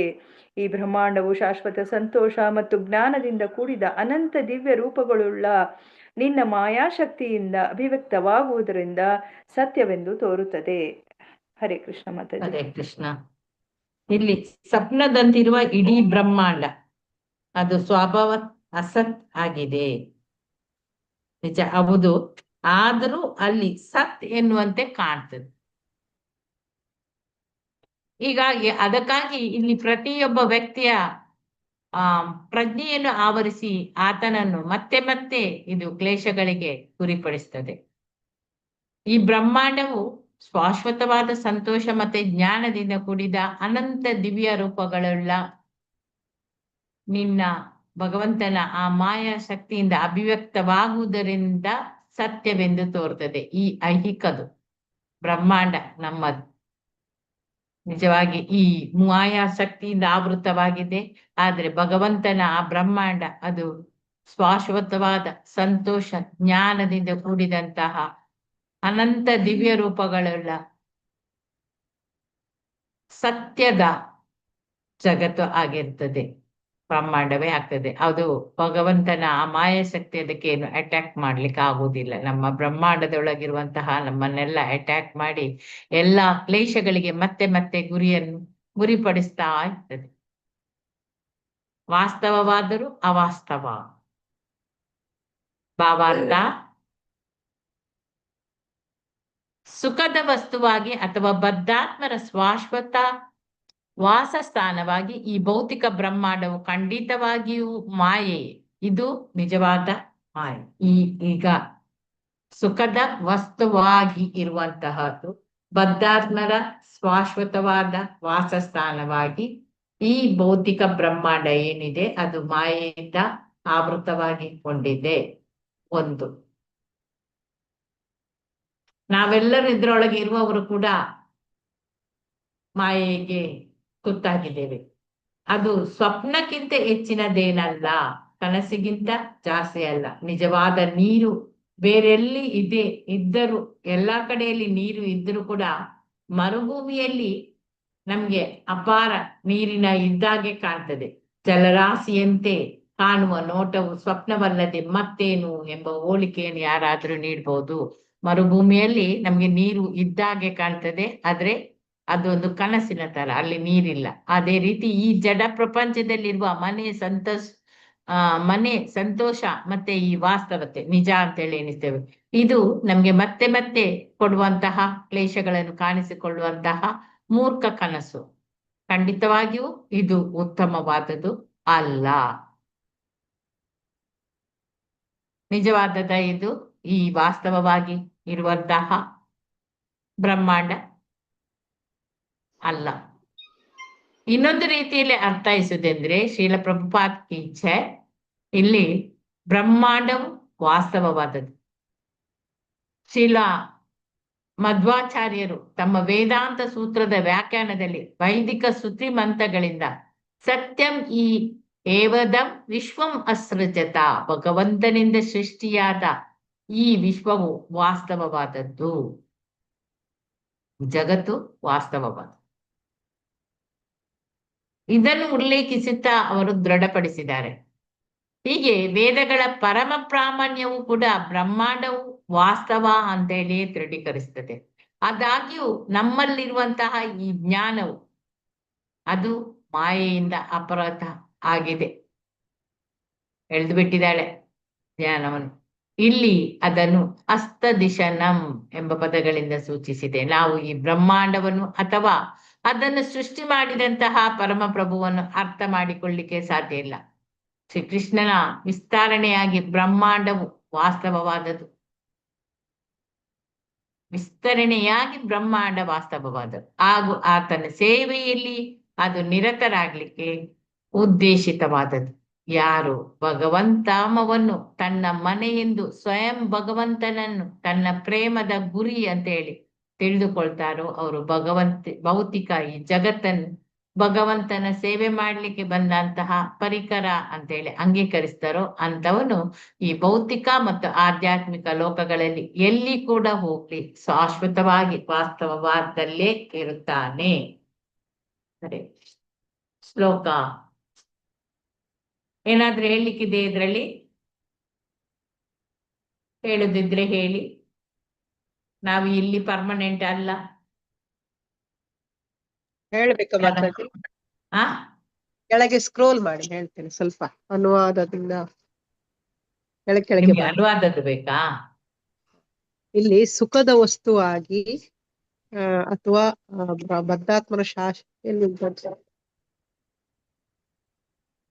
ಎಲ್ಲಿ ಉಂಟು ಮಾತಾಜಿ? ಇದೆಯಾ ಇದೆ ಭಾವಾರ್ಥ? ಅನುವಾದ. ಯಾವ್ದು ಭಾವಾರ್ಥ ಬೇಕಾ ಅನುವಾದ ಬೇಕಾ ನಿಮ್ಗೆ? ಅನುವಾದ ಇರ್ಲಿ. ಹಾ. ಸ್ವಪ್ನದಂತಿರುವ ಇಡೀ ಬ್ರಹ್ಮಾಂಡವು ಸ್ವಭಾತಃ ಅಸತ್ ಆಗಿದೆ ಅಂತ ಹೇಳ್ತಾರೆ. ಅಸತ್ ಮತ್ತೆ ಸತ್ ಎರಡೂ ಹೌದು. ಯಾಕಂದ್ರೆ ಇಲ್ಲಿ ನಮ್ಗೆ ನೋಡುವಾಗ ಇದು ಸತ್ಯವಾಗಿ ಕಾಣ್ತದೆ, ಆದ್ರೆ ಸತ್ಯವೂ ಹೌದು. ಯಾಕಂದ್ರೆ ಬ್ರಹ್ಮಾಂಡವನ್ನು ಭಗವಂತ ಸೃಷ್ಟಿ ಮಾಡಿದ್ದಾನೆ. ಅಸತ್ ಕೂಡ ಹೌದು. ಹರೇ ಕೃಷ್ಣ ಮಾತಾಜಿ, ಇಲ್ಲಿ ಸತ್ ಅಂದ್ರೆ ಶಾಶ್ವತ ಅಶಾಶ್ವತ ಮಾತಾಜಿ. ಶಾಶ್ವತ ಅಶಾಶ್ವತ. ಅದೇ ಅಂದ್ರೆ ಇದು ನಿಜವಾಗಿ ಶಾಶ್ವತ ಹೌದು. ಯಾಕಂದ್ರೆ ಅಶಾಶ್ವತ ಅಂದ್ರೆ ಆಧ್ಯಾತ್ಮಿಕ ಲೋಕದಲ್ಲಿ ಶಾಶ್ವತವಾಗಿ ಇದೆ. ಇಲ್ಲಿ ಕೂಡ ನಮ್ಗೆ ಅದು ವಾಸ್ತವವಾಗಿ ಕಾಣ್ತದೆ, ಭಗವಂತ ಸೃಷ್ಟಿ ಮಾಡಿದ್ದಾನೆ ಅಲ್ವಾ. ಇಲ್ಲಿ ಸೃಷ್ಟಿ ಮಾಡಿದ್ದು ಹೌದು, ಮಿಥ್ಯ ಅಂತ ಹೇಳ್ತಾರೆ. ಆದ್ರೆ ಮಿಥ್ಯ ಅಲ್ಲ, ಇದು ಸೃಷ್ಟಿ ಆದದ್ದು ನಿಜವಾಗಿ ಹೌದು. ಆದ್ರೆ ಶಾಶ್ವತವಾದದ್ದು ಆಧ್ಯಾತ್ಮಿಕ ಲೋಕದಲ್ಲಿದೆ, ಅದರ ಪ್ರತಿಬಿಂಬ ಇದು ಅಲ್ವಾ. ಆದರೂ ಅದು ಸತ್ ಎನ್ನುವಂತೆ ತೋರುತ್ತದೆ. ಹೀಗಾಗಿ ಅದು ವ್ಯಕ್ತಿಯೊಬ್ಬರ ಪ್ರಜ್ಞೆಯನ್ನು ಆವರಿಸಿ ಆತನನ್ನು ಮತ್ತೆ ಮತ್ತೆ ಕ್ಲೇಶಗಳಿಗೆ ಗುರಿಪಡಿಸ್ತದೆ. ಇಲ್ಲಿ ನಮ್ಮ ಪ್ರಜ್ಞೆ ಏನಿರ್ತದೆ ನಮ್ಗೆ ಆ ಪ್ರಜ್ಞೆಯನ್ನು ಆವರಿಸಿಕೊಳ್ತದೆ. ಇಲ್ಲಿ ಭೌತಿಕದಲ್ಲಿ ನಾವು ಇರುವುದರಿಂದ ನಮ್ಮ ಪ್ರಜ್ಞೆ ಈಗ 3 ಗುಣಗಳಿಗೆ ಒಳಗಾಗಿರ್ತೇವೆ ನಾವು. ಆದ್ರಿಂದ ನಮ್ಮ ಪ್ರಜ್ಞೆ ಆ ಕ್ಲೇಶಗಳಿಗೆ ಗುರಿಪಡ್ತಾ ಇರ್ತದೆ ಮತ್ತೆ ಮತ್ತೆ ಮತ್ತೆ ನಮ್ಗೆ ಇದನ್ನು ಅರ್ಥ ಮಾಡ್ಕೊಳ್ಳಿಕ್ಕೆ ಆಗೋದಿಲ್ಲ. ಈ ಬ್ರಹ್ಮಾಂಡವು ಶಾಶ್ವತ ಸಂತೋಷವನ್ನು ಜ್ಞಾನದಿಂದ ಕೂಡಿದ ಅನಂತ ದಿವ್ಯ ರೂಪಗಳುಳ್ಳ ನಿನ್ನ ಮಾಯಾಶಕ್ತಿಯಿಂದ ಅಭಿವ್ಯಕ್ತವಾಗುವುದರಿಂದ ಸತ್ಯವೆಂದು ತೋರುತ್ತದೆ. ಭಗವಂತನ ಬಹಿರಂಗ ಶಕ್ತಿಯಿಂದ ಇದು ಆಗಿರ್ತದೆ. ಶಾಶ್ವತವಾದ ಸಂತೋಷ ಮತ್ತು ಜ್ಞಾನದಿಂದ ಕೂಡಿರ್ತದೆ. ಆದ್ರೆ ನಮ್ಗೆ ಇಲ್ಲಿ ಭೌತಿಕದಲ್ಲಿ ನಾವೇನು ಆ ಒಂದು 3 ಗುಣಗಳಿಗೆ ಒಳಗಾಗಿ ಇಲ್ಲಿ ಭೌತಿಕದಲ್ಲಿ ಎಲ್ಲವೂ ಶಾಶ್ವತ ಅಂತ ನಾವು ಅರ್ಥ ಮಾಡ್ಕೊಳ್ತೇವೆ. ಸಂತೋಷ ಅದು ನಿಜವಾದ ಸಂತೋಷ ಅಲ್ಲ, ಇದು ಅಶಾಶ್ವತವಾಗಿರ್ತದೆ. ಶಾಶ್ವತವಾದದ್ದು ಆಧ್ಯಾತ್ಮಿಕ ಲೋಕದಲ್ಲಿ ಇರ್ತದೆ. ಮಾತಾಜಿ ಮತ್ತೆ ಸರಿ ಮಾಡಿ ಹೇಳಿ ತಪ್ಪಾದ್ರೆ. ಸುಖದ ವಸ್ತುವಾಗಿ ಅಥವಾ ಬದ್ಧಾತ್ಮರ ಶಾಶ್ವತ ವಾಸಸ್ಥಾನವಾಗಿ ಈ ಭೌತಿಕ ಬ್ರಹ್ಮಾಂಡವು ಖಂಡಿತವಾಗಿಯೂ ಮಾಯೆ. ಇದು ಮಾಯೆಯಿಂದ ನಮ್ಗೆ ಸೃಷ್ಟಿಯಾಗಿರುವಂತಹದ್ದು ಅಲ್ವಾ. ಬಹಿರಂಗ ಶಕ್ತಿಯಿಂದ ಇದು ಸೃಷ್ಟಿಯಾಗಿದೆ. ಬದ್ಧಾತ್ಮರ ಶಾಶ್ವತ ವಾಸಸ್ಥಾನ ನಾವು ಇಚ್ಛೆ ಪಟ್ಟಿರೋದ್ರಿಂದ ನಮ್ಗೆ ತಿದ್ದಿಕೊಳ್ಳಿಕ್ಕೆ ಇದು ಒಂದು ಕೊಟ್ಟಿರುವಂತಹದ್ದು ಅಲ್ವಾ. ಇಲ್ಲಿ ನಾವು ಇಲ್ಲಿ ಎಲ್ಲ ಸುಖವನ್ನು ಕೊಟ್ಟಿದ್ದಾನೆ ಭಗವಂತ, ಅದನ್ನು ಅನುಭವಿಸಿ ತಿದ್ದಿಕೊಂಡು ನನ್ನ ಹತ್ರ ಬರ್ಲಿ ಅನ್ನುವ ಉದ್ದೇಶಕ್ಕಾಗಿ ಇದನ್ನು ಸೃಷ್ಟಿ ಮಾಡಿರ್ತಾನೆ. ಅದು ಸ್ವಪ್ನಕ್ಕಿಂತ ಹೆಚ್ಚಿದೇನಲ್ಲ, ಒಂಥರ ಕನಸಿನ ತರ, ಅದಕ್ಕಿಂತ ಹೆಚ್ಚಲ್ಲ ಅಂತ ಹೇಳ್ತಾರೆ. ನಿಜವಾದ ನೀರು ಬೇರೆಲ್ಲೋ ಇದ್ದರೂ ಮರುಭೂಮಿಯಲ್ಲಿ ಅಪಾರ ಜಲರಾಶಿ ಅಂತ ಎಲ್ಲೇ ನಮ್ಗೆ ಸುಖ ಸಂತೋಷ ಎಲ್ಲ ಇದೆ ಅಂತ ಕಾಣ್ತದೆ ಅಲ್ವಾ. ಆದ್ರೆ ಇರುವುದಿಲ್ಲ. ಅದೇ ತರ ಮರುಭೂಮಿಯಲ್ಲಿ ಹೇಗೆ ಅಲ್ಲಿ ಓಯಸಿಸ್ ನೀರಿದೆ ಅಂತ ಹೇಳ್ತಾರೆ, ಅಲ್ಲಿ ಹೋದ್ರೆ ನೀರು ಇರುವುದಿಲ್ಲ. ಅದೇ ತರ ನಾವು ಇಲ್ಲಿ ಕಾಣುವಂತ ಈ ಸುಖ ಎಲ್ಲವೂ ಕೂಡ ಮರುಭೂಮಿಯಲ್ಲಿ ಕಾಣುವಂತೆ, ಅಂದ್ರೆ ಅಲ್ಲಿ ಸುಖ ಸಂತೋಷ ಯಾವುದು ಇರುವುದಿಲ್ಲ, ಶಾಶ್ವತವಾದದ್ದು ಅಲ್ಲ ಅಂತ ನಾವಿಲ್ಲಿ ಸ್ವಪ್ನಕ್ಕೆ ಹೋಲಿಸಿದ್ದಾರೆ. ಇಲ್ಲಿ ಸ್ವಪ್ನವಲ್ಲದೆ ಮತ್ತೇನು ಎಂಬ ಹೋಲಿಕೆಯನ್ನು ಯಾರಾದ್ರೂ ನೀಡಬಹುದು. ಅದೇ ರೀತಿ ಸ್ವಲ್ಪ ಮೇಲೆ ಮಾಡಿ ಸ್ಕ್ರೋಲ್ ಮಾಡಿ ಮಾತಾಜಿ. ಜಡ ಪ್ರಪಂಚದಲ್ಲಿರುವ ಮನೆ ಸಂತೋಷ ವಾಸ್ತವತೆಗಳು ಮತ್ತೆ ಮತ್ತೆ ಕ್ಲೇಶಗಳು ಕಾಣಿಸಿಕೊಳ್ಳುವ ಮೂರ್ಖ ಸ್ವಪ್ನಕ್ಕಿಂತ ಖಂಡಿತವಾಗಿಯೂ ಉತ್ತಮ ಆಗುದಲ್ಲ. ಇಲ್ಲಿ ನಾವು ಸುಖ ಸಿಗ್ತದೆ ಅಂತ ಏನ್ ತಿಳ್ಕೊಳ್ತೇವೋ, ನಮ್ಮ ಮನೆ ಹೆಂಡತಿ ಮಕ್ಕಳು ಸಂಸಾರ ನಮ್ಮ ಇದು ಆಸ್ತಿ ಪಾಸ್ತಿ ಇದರಿಂದ ನಮ್ಗೆ ಸುಖ ಸಿಗ್ತದೆ, ಬೇಕಾದಿದೆ, ನನ್ಗೆ ಕೆಲಸ ಇದೆ, ಎಲ್ಲ ಇದೆ, ಸೌಂದರ್ಯ ಇದೆ, ಸಂಪತ್ತಿದೆ, ಇದು ಒಂದು ಸ್ವಪ್ನ ತರ, ಇದು ಶಾಶ್ವತವಲ್ಲ, ಇದು ನಶ್ವರವಾದದ್ದು ಅಂತ ನಾವು ತಿಳ್ಕೊಳ್ಬೇಕು. ಇನ್ನೊಂದು ರೀತಿ ಅರ್ಥೈಸುವುದಾದ್ರೆ ಈ ಬ್ರಹ್ಮಾಂಡವು ವಾಸ್ತವವಾದ ಒಂಥರ ವಾಸ್ತವ ಹೌದು. ಯಾಕಂದ್ರೆ ಇದು ಭಗವಂತನೇ ಸೃಷ್ಟಿ ಮಾಡಿರುವಂತಹದ್ದು. ಶೀಲ ಮಧ್ವಾಚಾರ್ಯರು ತಮ್ಮ ವೇದಾಂತ ಸೂತ್ರದ ವ್ಯಾಖ್ಯಾನದಲ್ಲಿ ವೈದಿಕ ಶ್ರುತಿ ಮಂತ್ರಗಳಿಂದ ಸತ್ಯಂ ಹಿ ವೇದಂ ಏ ವೇದಂ ವಿಶ್ವಂ ಸೃಜತ ಭಗವಂತನಿಂದ ಸೃಷ್ಟಿಯಾದ ಈ ವಿಶ್ವವು ವಾಸ್ತವವಾದದ್ದು ಅಲ್ವಾ. ಭಗವಂತ ಮಾಡಿದ್ಮೇಲೆ ಅದು ನಿಜವಾಗಿರ್ತದೆ. ಆದ್ರೆ ಸೃಷ್ಟಿ ನಿಜ ಅಲ್ಲ, ಇದು ಮಿಥ್ಯ ಅಲ್ಲ, ಇದು ಸತ್ಯ ಎಂದು ನಾವು ಉಲ್ಲೇಖಿಸುತ್ತಾ ಇದನ್ನು ದೃಢಪಡಿಸಿದ್ದಾರೆ. ಹೀಗೆ ವೇದಗಳ ಪರಮ ಪ್ರಾಮಾಣ್ಯವು ಬ್ರಹ್ಮಾಂಡವು ವಾಸ್ತವ ಎಂಬುದನ್ನು ದೃಢಪಡಿಸುತ್ತದೆ. ವೇದಗಳು ಕೂಡ ಬ್ರಹ್ಮಾಂಡ ವಾಸ್ತವ ಅಂತ ಹೇಳ್ತಂತೆ. ಆದಾಗ್ಯೂ ನಮ್ಮ ಜ್ಞಾನವು ಮಾಯೆಯಿಂದ ಅಪೃತವಾಗಿರುವುದರಿಂದ ಏನಾಗ್ತದೆ, ನಾವು ಈ ಬ್ರಹ್ಮಾಂಡವನ್ನು ಅಥವಾ ಅದನ್ನು ಸೃಷ್ಟಿ ಮಾಡಿದ ಪರಮಪ್ರಭುವನ್ನು ಅರ್ಥ ಮಾಡಿಕೊಳ್ಳಲಿಕ್ಕೆ ಸಾಧ್ಯವಾಗುದಿಲ್ಲ. ಯಾಕಂದ್ರೆ ನಮ್ಗೆ ನಮ್ಮ ಜ್ಞಾನ ಅಪಹೃತ ಆಗಿದೆ ಮಾಯೆಯಿಂದ. ಇದೆಲ್ಲ ಈ ಪಂಚೇಂದ್ರಿಯಗಳಿಗೆ ಗೊತ್ತಾಗುದಿಲ್ಲ, ಅರ್ಥ ಮಾಡ್ಕೊಳ್ಳಿಕ್ಕೆ ಆಗುದಿಲ್ಲ, ಚಿಂತನೆ ಮಾಡ್ಲಿಕ್ಕೆ ಸಾಧ್ಯ ಇಲ್ಲ. ಅದರಿಂದ ನಾವು ಈ ಮಹಾಪ್ರಭುವಿನ ಈ ಸೃಷ್ಟಿಯನ್ನು ಅರ್ಥ ಮಾಡ್ಕೊಳ್ಳಿಕ್ಕೆ ಸಾಧ್ಯ ಆಗುದಿಲ್ಲ. ಶ್ರೀಕೃಷ್ಣನ ವಿಸ್ತರಣೆಯಾಗಿ ಬ್ರಹ್ಮಾಂಡವು ವಾಸ್ತವವಾದ್ದು ಹಾಗೂ ಆತನ ಸೇವೆಯಲ್ಲಿ ನಿರತವಾಗಲು ಉದ್ದೇಶಿತವಾದುದು. ಅಂದ್ರೆ ನಾವೀಗ ಇಲ್ಲಿ ಬಂದಿದ್ದೇವೆ, ಯಾಕೆ ಇಲ್ಲಿ ಬಂದು ಈ ಭೌತಿಕ ಪ್ರಪಂಚದಲ್ಲಿ ಭಗವಂತನ ಸೇವೆ ಮಾಡಬೇಕು, ಅವನ ವಾಸ್ತವ ಹಾಗೂ ಆತನ ಸೇವೆಯಲ್ಲಿ ನಿರತವಾಗಲು ಇದು ಉದ್ದೇಶವಾಗಿರ್ತದೆ ಈ ಭೌತಿಕ ಪ್ರಕೃತಿ ಅಂತ ಹೇಳ್ತಾರೆ.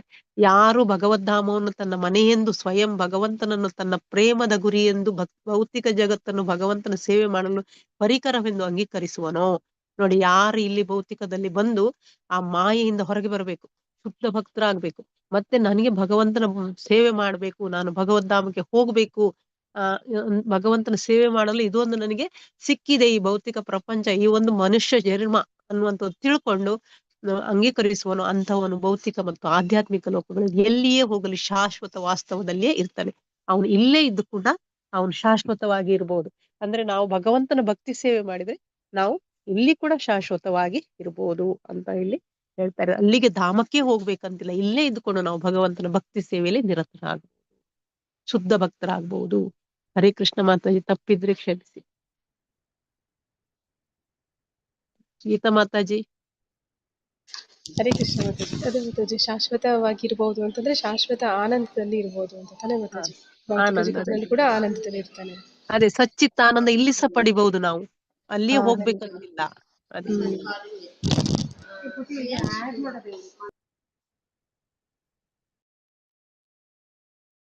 ಏಕಸ್ತ್ವಮಾತ್ಮ ಪುರುಷ ಪುರಾಣ ಸತ್ಯ ಸ್ವಯಂ ಜ್ಯೋತಿರನಂತ ಆದ್ಯ ನಿತ್ಯೋ ಅಕ್ಷರೋ ಅಜಸ್ರ ಸುಖೋ ನಿರಂಜನ ಪೂರ್ಣಾದ್ವಯೋ ಮುಕ್ತ ಉಪಾದಿತೋ ಅಮೃತ.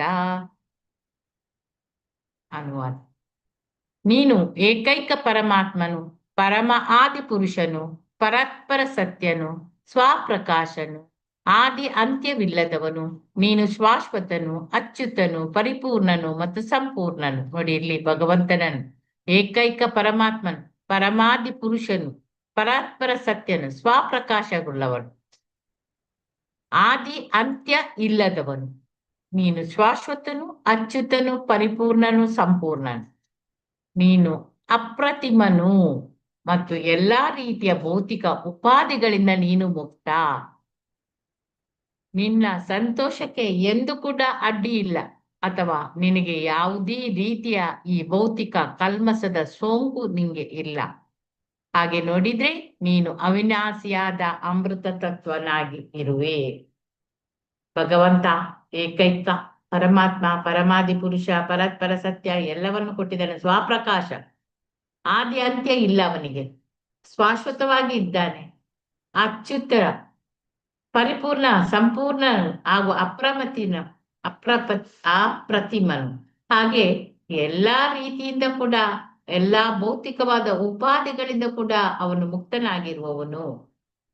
ಅವನಿಗೆ ಯಾವ ಸಂತೋಷಕ್ಕೆ ಕೂಡ ಅಡ್ಡಿ ಇಲ್ಲ.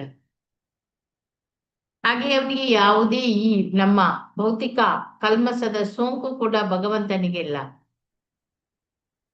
ಅವಿನಾಶಿಯಾದ ಅಮೃತ ತತ್ವ ಆಗಿದ್ದಾನೆ ಅವನು.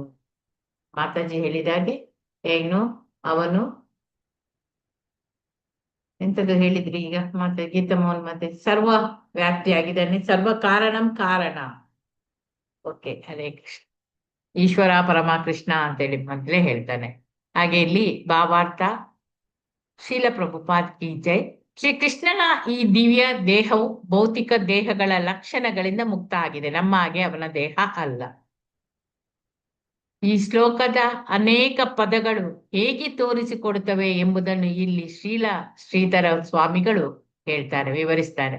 ಎಲ್ಲಾ ಭೌತಿಕ ಶರೀರಗಳು ಹುಟ್ಟು, ಬೆಳವಣಿಗೆ, ಪಕ್ವತೆ, ಪುನರುತ್ಪಾದನೆ, ಜರ ಮತ್ತು ನಾಶ, 6 ಹಂತಗಳು.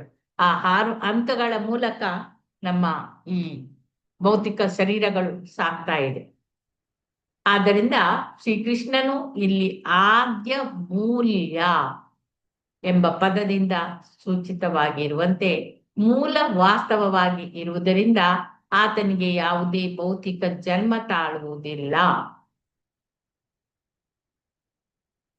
ನಾವು ವಿಶಿಷ್ಟ ಭೌತಿಕ ಪರಿಸರದಲ್ಲಿ ಅನೇಕ ವಸ್ತುಗಳ ಸಂಯೋಗದಿಂದಾದ ಈ ಭೌತಿಕ ಶರೀರಗಳಲ್ಲಿ ಜನ್ಮ ಪಡೆಯುತ್ತೇವೆ. ಏನದು? ಸ್ಥೂಲ, ಸೂಕ್ಷ್ಮ ಭೌತಿಕ ಶರೀರ ನಮ್ಗೆ ಸಿಕ್ಕಿದೆ ಅಲ್ಲದೆ ಸ್ಥೂಲ ಮತ್ತೆ ಸೂಕ್ಷ್ಮ. ಶ್ರೀಕೃಷ್ಣನು ಭೌತಿಕ ಪರಿಸರ ಅಥವಾ ಭೌತಿಕ ವಸ್ತುಗಳ ಸೃಷ್ಟಿಗೆ ಬಹು ಮುನ್ನವೇ ಇದ್ದವನು. ಅವನು ಮೊದಲೇ ಇದ್ದ ಈ ಸೃಷ್ಟಿ, ಈ ಭೌತಿಕವನ್ನೇ ಪರಿಸರ ಮತ್ತೆ ಭೌತಿಕ ವಸ್ತುಗಳಿಗೆ ಸೃಷ್ಟಿ ಕಾರಣಕರ್ತನೇ ಭಗವಂತ. ಅವನು ಮೊದಲೇ ಇದ್ದ ಕಾರಣ ಅವನ ಈ ದಿವ್ಯ ದೇಹಕ್ಕೆ ಭೌತಿಕ ಜನನವೆಂಬ ಪ್ರಶ್ನೆಯೇ ಇಲ್ಲ, ಬರುವುದೇ ಇಲ್ಲ. ಅದೇ ಪ್ರಕಾರ ಪೂರ್ಣ ಅಂದರೆ ಪೂರ್ಣ ಮತ್ತು ಸಂಪೂರ್ಣ ಎಂಬ ಪದವನ್ನು ಶ್ರೀಕೃಷ್ಣ ಬೆಳೆಯುತ್ತಾನೆ ಎಂಬ ಕಲ್ಪನೆಯನ್ನು ನಿರಾಕರಿಸುತ್ತದೆ. ಏಕೆಂದ್ರೆ ಆತ ಸದಾ ಪರಿಪೂರ್ಣನಾಗಿ ಇದ್ದಾನೆ ಭಗವಂತ. ಒಬ್ಬ ವ್ಯಕ್ತಿ ಭೌತಿಕ ದೇಹವು ಹಣ್ಣಾದಾಗ ಆತ ಯೌವನದಲ್ಲಿ ಸುಖಿಸಿದಂತೆ ಸಂತೋಷ ಪಡ್ಲಾರನು. ಭೌತಿಕ ದೇಹ ಇದು ಹಣ್ಣಾದಾಗ ಅದ ಯೌವನದಲ್ಲಿ ಸುಖಿಸಿದಂತಹ ಸಂತೋಷ ಪಡ್ಲಿಕ್ಕೆ ಆಗುವುದಿಲ್ಲ. ಆದರೆ ಅಜ್ರ ಸುಖ ಅಂದರೆ ನಿರಾಂತಕ ಸುಖ, ಸಂತೋಷದ ಭೋಗ ಎಂಬ ಪದಗಳು ಶ್ರೀಕೃಷ್ಣನ ದೇಹವು ಮಧ್ಯ ವಯಸ್ಸು ಎಂಬುದನ್ನು ತಲುಪುವುದೇ ಇಲ್ಲ. ಯಾವಾಗಲೂ ಯೌವನನಾಗಿ ಇರ್ತಾನೆ ಅವನು. ಅವನಿಗೆ ಆವ ಮುಪ್ಪು ಬರುವುದಿಲ್ಲ, ಪ್ರಾಯ ಆಗುವುದಿಲ್ಲ. ಏಕೆಂದ್ರೆ ಆತನ ದೇಹವು ಯಾವಾಗಲೂ ಆಧ್ಯಾತ್ಮಿಕ ಯೌವನ ಕಾಂತಿಯಿಂದ ತುಂಬಿರುತ್ತದೆ. ಅಕ್ಷರ ಎಂದರೆ ಸಹಿಸದೆ ಇರುವವರು, ಅಂದ್ರೆ ನಾಶ ಆಗದ ಅಂತಹ ಶರೀರ. ಶ್ರೀಕೃಷ್ಣನ ದೇಹವು ಬೆಳೀತದೆ ಅಥವಾ ಸಹಿಸುತ್ತದೆ ಎಂಬ ಸಂಭಾವ್ಯತೆಯನ್ನು ನಿರಾಕರಿಸುತ್ತದೆ. ಅಮೃತ ಅಂತ ಹೇಳಿದ್ರೆ ಅಮರ ಎಂಬ ಪದವು ಮರಣ ಸಾಮರ್ಥ್ಯವನ್ನು ಅಲ್ಲಗಳೆಯುತ್ತದೆ. ಅಮರ ಅಂದ್ರೆ ಮರಣ ಇಲ್ಲ. ಶ್ರೀಕೃಷ್ಣನ ದೇಹ ಬೆಳೆಯುತ್ತದೆ ಅಥವಾ ಸಹಿಸ್ತದೆ ಎಂಬ ಇದೇ ಇಲ್ಲ ಅವನಿಗೆ. ಅದು ಯಾವಾಗಲೂ ಒಂದೇ ತರ ಇರ್ತದೆ, ಮುದುಕ ಅಂತೇಳಿ ಆಗುವುದಿಲ್ಲ. ಇಲ್ಲಿ ಅರ್ಥ ಶ್ರೀಕೃಷ್ಣನ ಈ ದಿವ್ಯ ದೇಹವು ಭೌತಿಕ ಶರೀರದ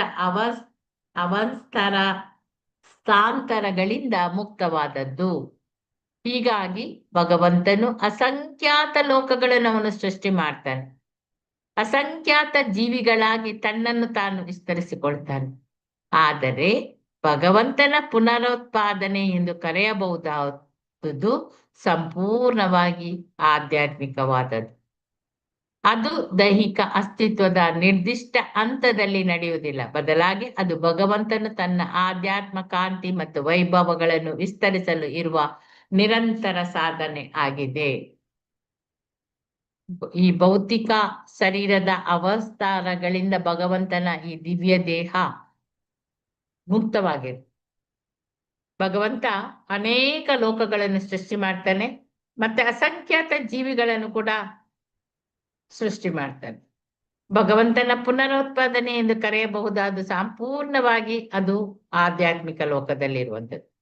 ಈ ದೈಹಿಕ ಅಸ್ತಿತ್ವದ ನಿರ್ದಿಷ್ಟ ಹಂತದಲ್ಲಿ ಅದು ನಡೆಯುವುದಿಲ್ಲ. ಬದಲಾಗಿ ಅದು ಭಗವಂತನು ತನ್ನ ಆಧ್ಯಾತ್ಮ ಕಾಂತಿ ಮತ್ತೆ ವೈಭವಗಳನ್ನು ವಿಸ್ತರಿಸಲು ಇದು ಒಂದು ನಿರಂತರ ಸಾಧನವಾಗಿದೆ.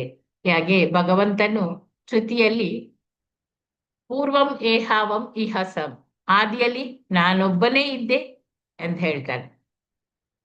ಆದ್ದರಿಂದ ಇಲ್ಲಿ ಭಗವಂತನನ್ನು ಪುರುಷ ಪುರಾಣ ಪರಮಾಧಿಭೋಗಿ ಅಂತ ಹೇಳಿ ಕರೆಯಲಾಗಿದೆ. ಅವನೊಬ್ಬನೇ ಇದ್ದ ಕಾರಣ ಅವನನ್ನು ಪುರುಷಾಹ ಪುರಾಣ ಪರಮ ಆದಿ ಭೋಗಿ. ಈ ಮೂಲ ಪುರುಷನು ತನ್ನನ್ನು ಪರಮಾತ್ಮನಾಗಿ ವಿಸ್ತರಿಸಿಕೊಳ್ತಾನೆ ಹಾಗೂ ಪ್ರತಿಯೊಂದು ಜೀವಿಯಲ್ಲಿ ಕೂಡ ಅವನು ಪ್ರವೇಶಿಸ್ತಾನೆ. ಇಷ್ಟಾದರೂ ಆತ ಅಂತಿಮವಾಗಿ ಪರಾತ್ಪರ ಸತ್ಯ ಕೃಷ್ಣನು ಆಗಿದ್ದಾನೆ. ಗೋಪಾಲ ತಾಪನಿ ಉಪನಿಷತ್ತಿನಲ್ಲಿ ಹೇಳಿರುವಂತೆ ಯಾ ಸಾಕ್ಷಾತ್ ಪರಬ್ರಹ್ಮೇತಿ ಗೋವಿಂದಂ ಸಚಿದಾನಂದ ವಿಗ್ರಹಂ ವೃಂದಾವನ ಸುರಭೂರೋಹ ತಲಸಿನಂ, ಅಂದರೆ ಪರಾತ್ಪರ ಸತ್ಯವೇ ಸ್ವತಃ ಗೋವಿಂದನೇ ಆಗಿದ್ದಾನೆ ಅವನು. ಆತನು ವೃಂದಾವನದ ಕಲ್ಪವೃಕ್ಷಗಳ ನೆರಳಿನಲ್ಲಿ ಕುಳಿತಿರುವಂತಹ ಆನಂದ ಮತ್ತೆ ಜ್ಞಾನಗಳ ಶಾಶ್ವತವಾದ ರೂಪ ಕೂಡ ಭಗವಂತನೇ ಆಗಿದ್ದಾನೆ.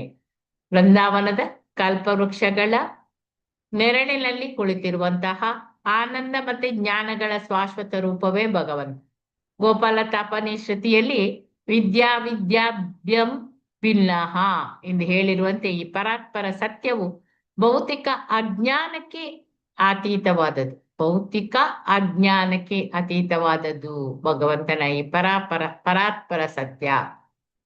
ಹಾಗೂ ಸಾಮಾನ್ಯ ಆಧ್ಯಾತ್ಮಿಕ ಜ್ಞಾನಕ್ಕಿಂತಲೂ ಅದು ಅತೀತವಾದದ್ದು. ಹೀಗೆ ಅನೇಕ ರೀತಿಗಳಲ್ಲಿ ಶ್ರೀಕೃಷ್ಣನ ಪಾರಮ್ಯವನ್ನು ವೇದ ಸಾಹಿತ್ಯದಲ್ಲಿ ರುಜುವಾತುಪಡಿಸಲಾಗಿದೆ. ಹಾಗೂ ಇಲ್ಲಿ ಅದು ಸ್ವತಃ ಬ್ರಹ್ಮನಿಂದ ದೃಢಪಟ್ಟಿದೆ. ನೋಡಿ, ಇದು ವೇದ ಸಾಹಿತ್ಯದಲ್ಲಿ ರುಜುವಾತಾಗಿದೆ. ಬ್ರಹ್ಮನೇ ಇದನ್ನು ದೃಢಪಡಿಸಿದ್ದಾನೆ. ಮೊದಲ ಜೀವಿ ಭಗವಂತ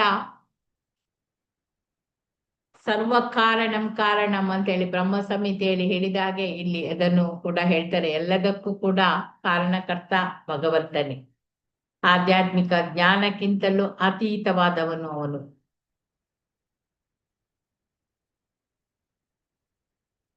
ಎಲ್ಲ ವೇದ ಸಾಹಿತ್ಯದಲ್ಲಿ ಇದನ್ನು ರುಜುವಾತುಪಡಿಸಲಾಗಿದೆ. ಭಗವಂತನೇ ಮೊದಲು.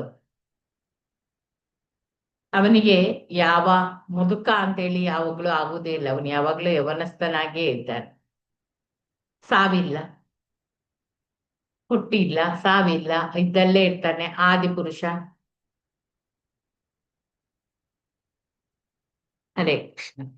ಬೇರೆ ಏನಾದ್ರು ಹೇಳುದಿದ್ರೆ ಹೇಳಿ. ಅಷ್ಟೊತ್ತಿಗೆ ನಾನು ಈ 37 ಆಯ್ತು.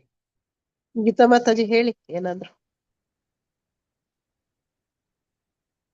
ಹರೇ ಕೃಷ್ಣ. ಹರೇ ಕೃಷ್ಣ ಮಾತಾಜಿ. ಅಂದ್ರೆ ಇಲ್ಲಿ ಏನ್ ಹೇಳ್ತಾ ಇದಾರೆ ಅಂತಂದ್ರೆ, ಭಗವಂತನ ರೂಪ ನಮ್ಮ ಹಾಗೆ ಭೌತಿಕವಾದದ್ದಲ್ಲ. ಅಂದ್ರೆ ನಮ್ದು 6 ಬದಲಾವಣೆಗಳನ್ನ ಕಾಣುತ್ತೆ, ಆದ್ರೆ ಭಗವಂತನ ರೂಪ ಆ ರೀತಿ ಇಲ್ಲ. ಅವನು ನವ ಯವ್ವನಂಶ. ಅವನು ಯಾಕೆ ನವನೇ ಯವ್ವನಂಶ ಅಂತ ಇಲ್ಲಿ ಹೇಳ್ತಾ ಇದ್ದಾರೆ ಅಂದ್ರೆ, ಈ ಎಲ್ಲ ಭೌತಿಕ ಜಗತ್ತು ಸೃಷ್ಟಿಯಾಗೋದಕ್ಕೂ ಮೊದಲು ಅವನಾಗಿದ್ದ. ಸೊ ಹಾಗಾಗಿ ಅವನ ದೇಹ ಭೌತಿಕವಾದ್ದಾಗಿರೋದಕ್ಕೆ ಸಾಧ್ಯನೇ ಇಲ್ಲ. ಮತ್ತೆ ಭಗವಂತ ಅವನು ವಿಸ್ತರಣೆಗಳು ಕೂಡ ಆಗ್ತಾ ಇರ್ತಾನೆ. ಪ್ರತಿಯೊಂದು ಜೀವಿಯಲ್ಲೂ ಕೂಡ ಪರಮಾತ್ಮನಾಗಿ ಹೋಗ್ತಾನೆ.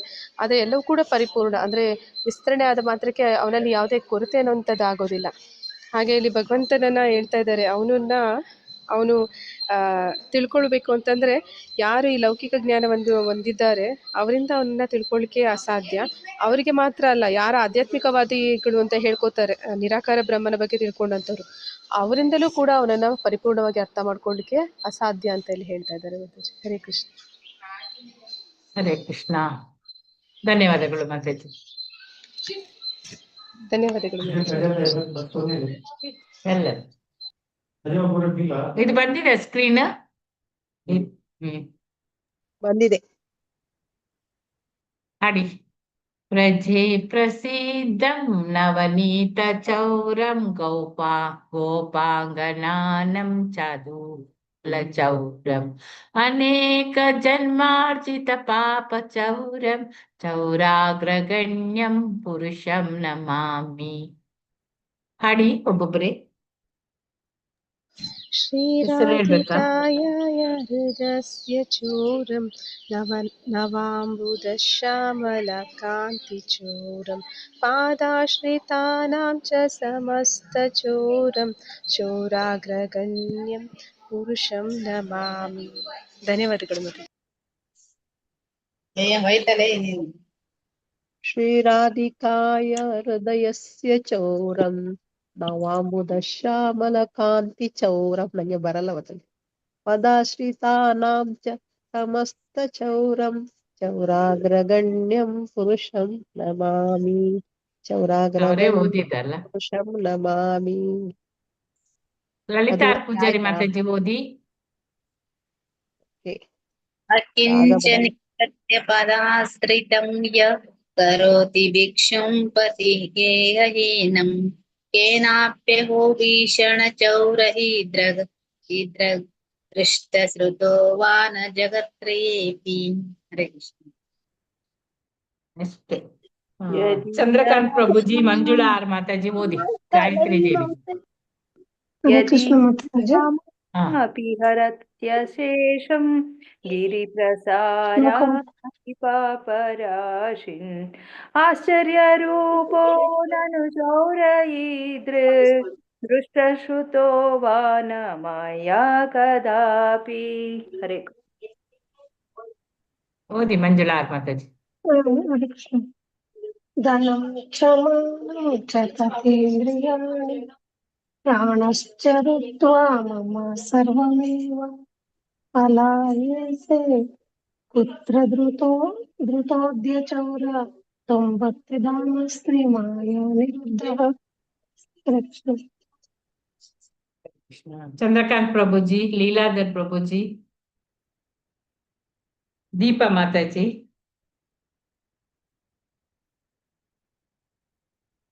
ಕವಿತಾ ಮಣಿ ಮಾತಾಜಿ, ಜ್ಯೋತಿ ಹರೇ ಮಾತಾಜಿ. ಕೃಷ್ಣ. ಓದಿ. ಘೋರಂ ಯಮಪಾಶಬಂಧಂ ಘಿನತ್ಸಿ ಭೀಮಂ ಭವಪಾಶಬಂಧಂ छिनत्सि सर्वस्य समस्तबन्धं नैवात्मनो भक्तकृतं चु बन्धं नैवात्मनो भक्तकृतं चु बन्धं. हरे कृष्ण माताजी, धन्यवादಗಳು. हरे कृष्ण माताजी. मन्मानसे तामरसाक्षि घोरे कारागृहे दुःखामये निबद्ध लभस्व हे चौर हरे चिराय स्वाचार्य दोषोचितमेव दण्डम्. हरे कृष्ण माताजी. ವೀಣಾ ಮಾತಾಜಿ, ಪ್ರಿಯಾಂಕಾ ಮಾತಾಜಿ, ಲಲಿತಾ ಮಾತಾಜಿ. ಮಾತಾಜಿ. ಗೃಹನ ಮಾತಾಜಿ. ಹೌದು, ಇದರಾಗೆ ಹಾಡಿ ಮಾತಾಜಿ. ಯಾವುದು ಬ್ರಹ್ಮ ಸಂಹಿತೆದ ಆಡ್ತೇವಲ್ಲ ಅದರಾಗೆ ಹಾಡಿ. 8ನೇದಲ್ವಾ ಮಾತಾಜಿ? ಹೌದೌದು. ಕರಗೃಹೇ ವಸಾ ಸದಾ ಹೃದಯೇ ಮದೀಯೇ ಬೃದಕ್ತಿ ಪಾರ್ಶ್ವ ದೃಢಾಬಂಧನ ನಿಶ್ಚಲಂ ಸತ್ ತ್ವಾಂ ಕೃಷ್ಣಂ ಹೇ ಪ್ರಲಯ ಕೋಟಿ ಶತಾಂತರಯಪಿ ಸರ್ವಸ್ವಚೋರ ಹೃದಯಾನ್ನಾಹಿ ಮೋಚಯಾಮಿ ಇತಿ ಶ್ರೀ ಬಿಲ್ವ ಮಂಗಳ ಠಾಕೂರರ ವಿರಚಿತಂ ಚೌರಾಷ್ಟಕಂ ಸಂಪೂರ್ಣಂ. ಹರೇ ಕೃಷ್ಣ ಕೃಷ್ಣ ಕೃಷ್ಣ ಹರೇ ಹರೇ, ಹರೇ ರಾಮ ರಾಮ ರಾಮ ಹರೇ ಹರೇ. ಜ್ಯೋತಿ ಮಾತಾಜಿ, ಪ್ರಿಯಾಂಕಾ ಮಾತಾಜಿ, ಲಲಿತಾ ಮಾತಾಜಿ, ಮುರಳೀಧರ್ ಪ್ರಭುಜಿ. ಅಧರಂ ಮಧುರಂ ವದನಂ ಮಧುರಂ ನಯನಂ ಮಧುರಂ ಹಸಿತಂ ಮಧುರಂ ಹೃದಯಂ ಮಧುರಂ ಗಮನಂ ಮಧುರಂ ಮಧುರಾಧಿಪತಿರ್ ಅಖಿಲಂ ಮಧುರಂ. ಹರೇ ಹಾಡಿ. ವೀಣಾ ಮಾತಾಜಿ, ನಿರ್ಮಲಾ ಮಾತಾಜಿ, ನೇತ್ರ ಮಾತಾಜಿ. ವಚನಂ ಮಧುರಂ ಚರಿತಂ ಮಧುರಂ ವಸನಂ ಮಧುರಂ ವಲಿತಂ ಮಧುರಂ ಚಲಿತಂ ಮಧುರಂ ಭ್ರಮಿತಂ ಮಧುರಂ ಮಧುರಾಧಿಪತೇರಖಿಲಂ ಮಧುರಂ ಮಧುರಾಧಿಪತೇರಖಿಲಂ ಮಧುರಂ. ಹರೇ ಕೃಷ್ಣ ಮಾತಾಜಿ. ಹರೇ ಕೃಷ್ಣ. ಹಾಡಿ ಪ್ರಭುಜಿ.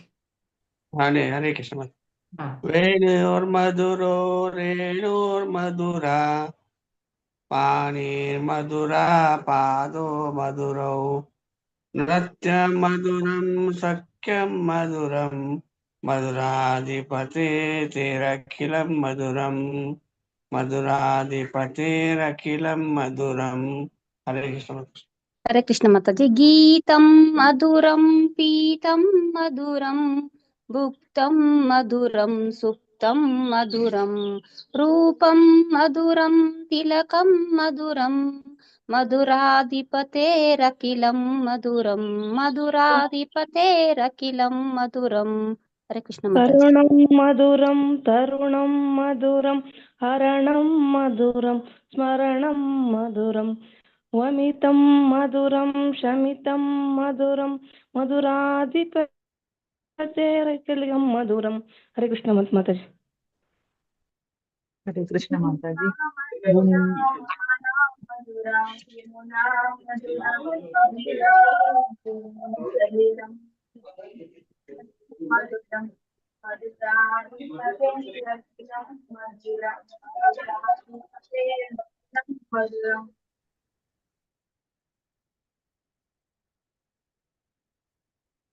ಇನ್ಯಾರು ಬಾಕಿ ಇದ್ದೀವಿ? ಓದಿ ಬಾಕಿ ಇದ್ದವರು. ದೀಪ ಮಾತಾಜಿ ಮಾಡ್ತೀರಾ? ಹಾಡಿ. ಗೋಪಿ ಮಧುರ ಲೀಲಾ ಮಧುರ ಯುಕ್ತಂ ಮಧುರಂ ಮುಕ್ತಂ ಮಧುರಂ ದೃಷ್ಟಂ ಮಧುರಂ ಸೃಷ್ಟಂ ಮಧುರಂ ಮಧುರಾಧಿಪತಿಯೇ ಅಖಿಲಂ ಮಧುರಂ. ಹರೇ ಕೃಷ್ಣ. ಗೋಪ ಮಧುರ ಗಾವು ಮಧುರ ಯಷ್ಟಿರ್ಮಧುರ ಸೃಷ್ಟಿರ್ಮಧುರ ಲಲಿತಂ ಮಧುರಂ ಫಲಿತಂ ಮಧುರಂ ಮಧುರಾಧಿಪತೇರ್ ಅಖಿಲಂ ಮಧುರಂ ಮಧುರಾಧಿಪತೇರ್ ಅಖಿಲಂ ಮಧುರಂ. ಮಧುರಾಷ್ಟಕಂ ಕಿ ಜೈ. ಹರೇ ಕೃಷ್ಣ ಕೃಷ್ಣ ಕೃಷ್ಣ ಹರೇ ಹರೇ ಹರೇ ರಾಮ ರಾಮ ರಾಮ ಹರೇ ಹರೇ.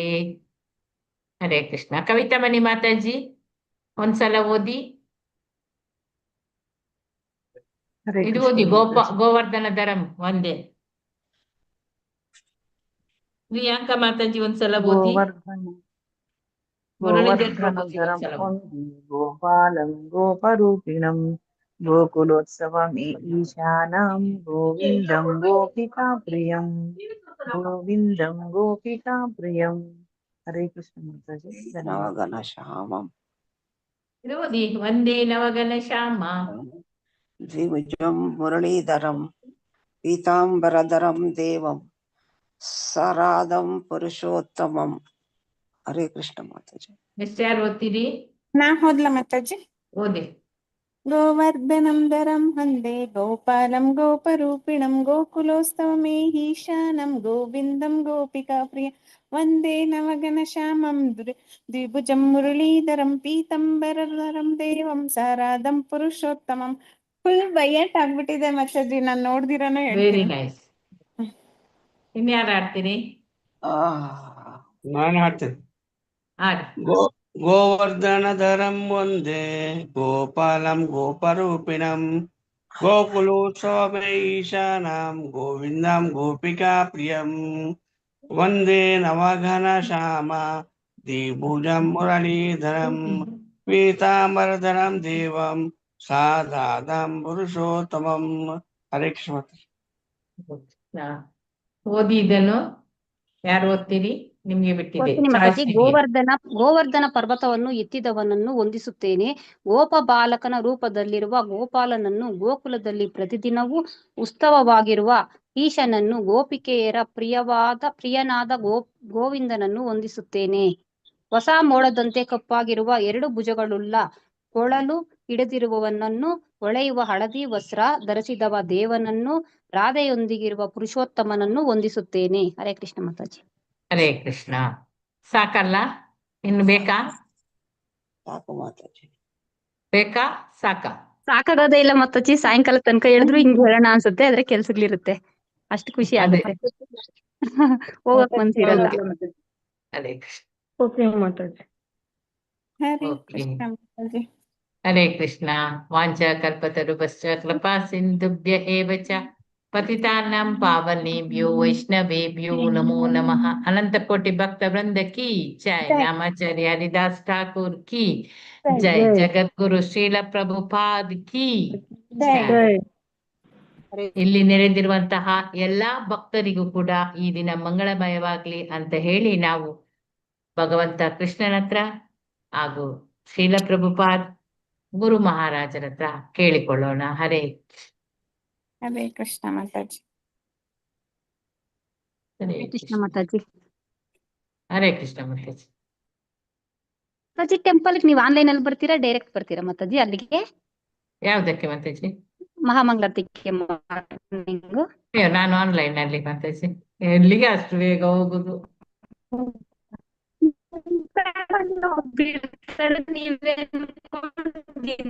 ನಿಮ್ಮನ್ನೇ ನೋಡ್ತಿದ್ವಿ ಕೇಳುದಿಲ್ಲ. ಅಲ್ಲಿ ಸ್ವಲ್ಪ ಏನ್ ಹಂಗನ್ಕೊಂಡ್ಬಿಟ್ಟಿದ್ದೀನಿ. ಹೇಳಿದ್ರು ಗೊತ್ತಾಗ್ಲಿಲ್ಲ. ದಿನ ಮಾತಾಜಿ ನೀವೇ ಮಹಾಮಂಗಳಾರತಿಗೆ ಬರ್ತೀರಾ? ಅಲ್ಲಿ ನಿಮ್ ತರ ಇದ್ದಾರೆ ಸ್ವಲ್ಪ ಒಬ್ರು ಯಾರೋ, ನೀವೇ ಅನ್ಕೊಂಡ್ಬಿಟ್ಟಿದ್ದೆ ಮಾತಾಜಿ ನಾನು.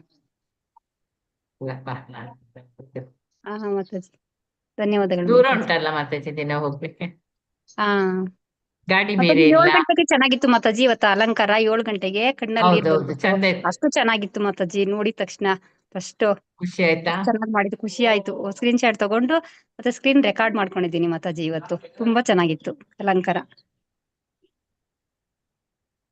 ಖುಷಿ ಆಯ್ತು. ಸರಿ. ಹರೇ ಕೃಷ್ಣ ಮಾತಾಜಿ. ಹರೇ ಕೃಷ್ಣ. ಗಾಯತ್ರಿ ದೇವಿ ಮಾತಾಜಿ ಇದ್ದಾರಾ? ನಿತಮೋಹನ್ ಮಾತಾಜಿ ಲೆಫ್ಟ್ ಆದ್ರು. ಗಾಯತ್ರಿ ದೇವಿ ಮಾತಾಜಿ ಹಾ ಹೇಳಿ ಮಾತಾಜಿ.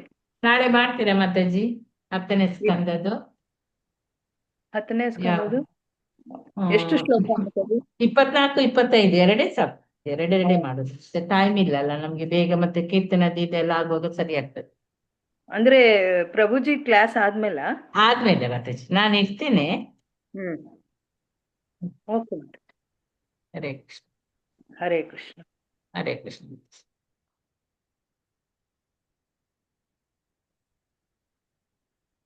14ನೇ ಅಧ್ಯಾಯ ಮಾತಾಜಿ, 10ನೇ ಸ್ಕಂದದ್ದು. 10ನೇ ಸ್ಕಂದ ಭಾಗ 2ರಲ್ಲಿ 14ನೇ ಅಧ್ಯಾಯದ್ದು 24 ಮತ್ತೆ 25 ಮಾಡಿ. ಇವತ್ತು 23 ಆಯ್ತು. ಹರೇ ಕೃಷ್ಣ.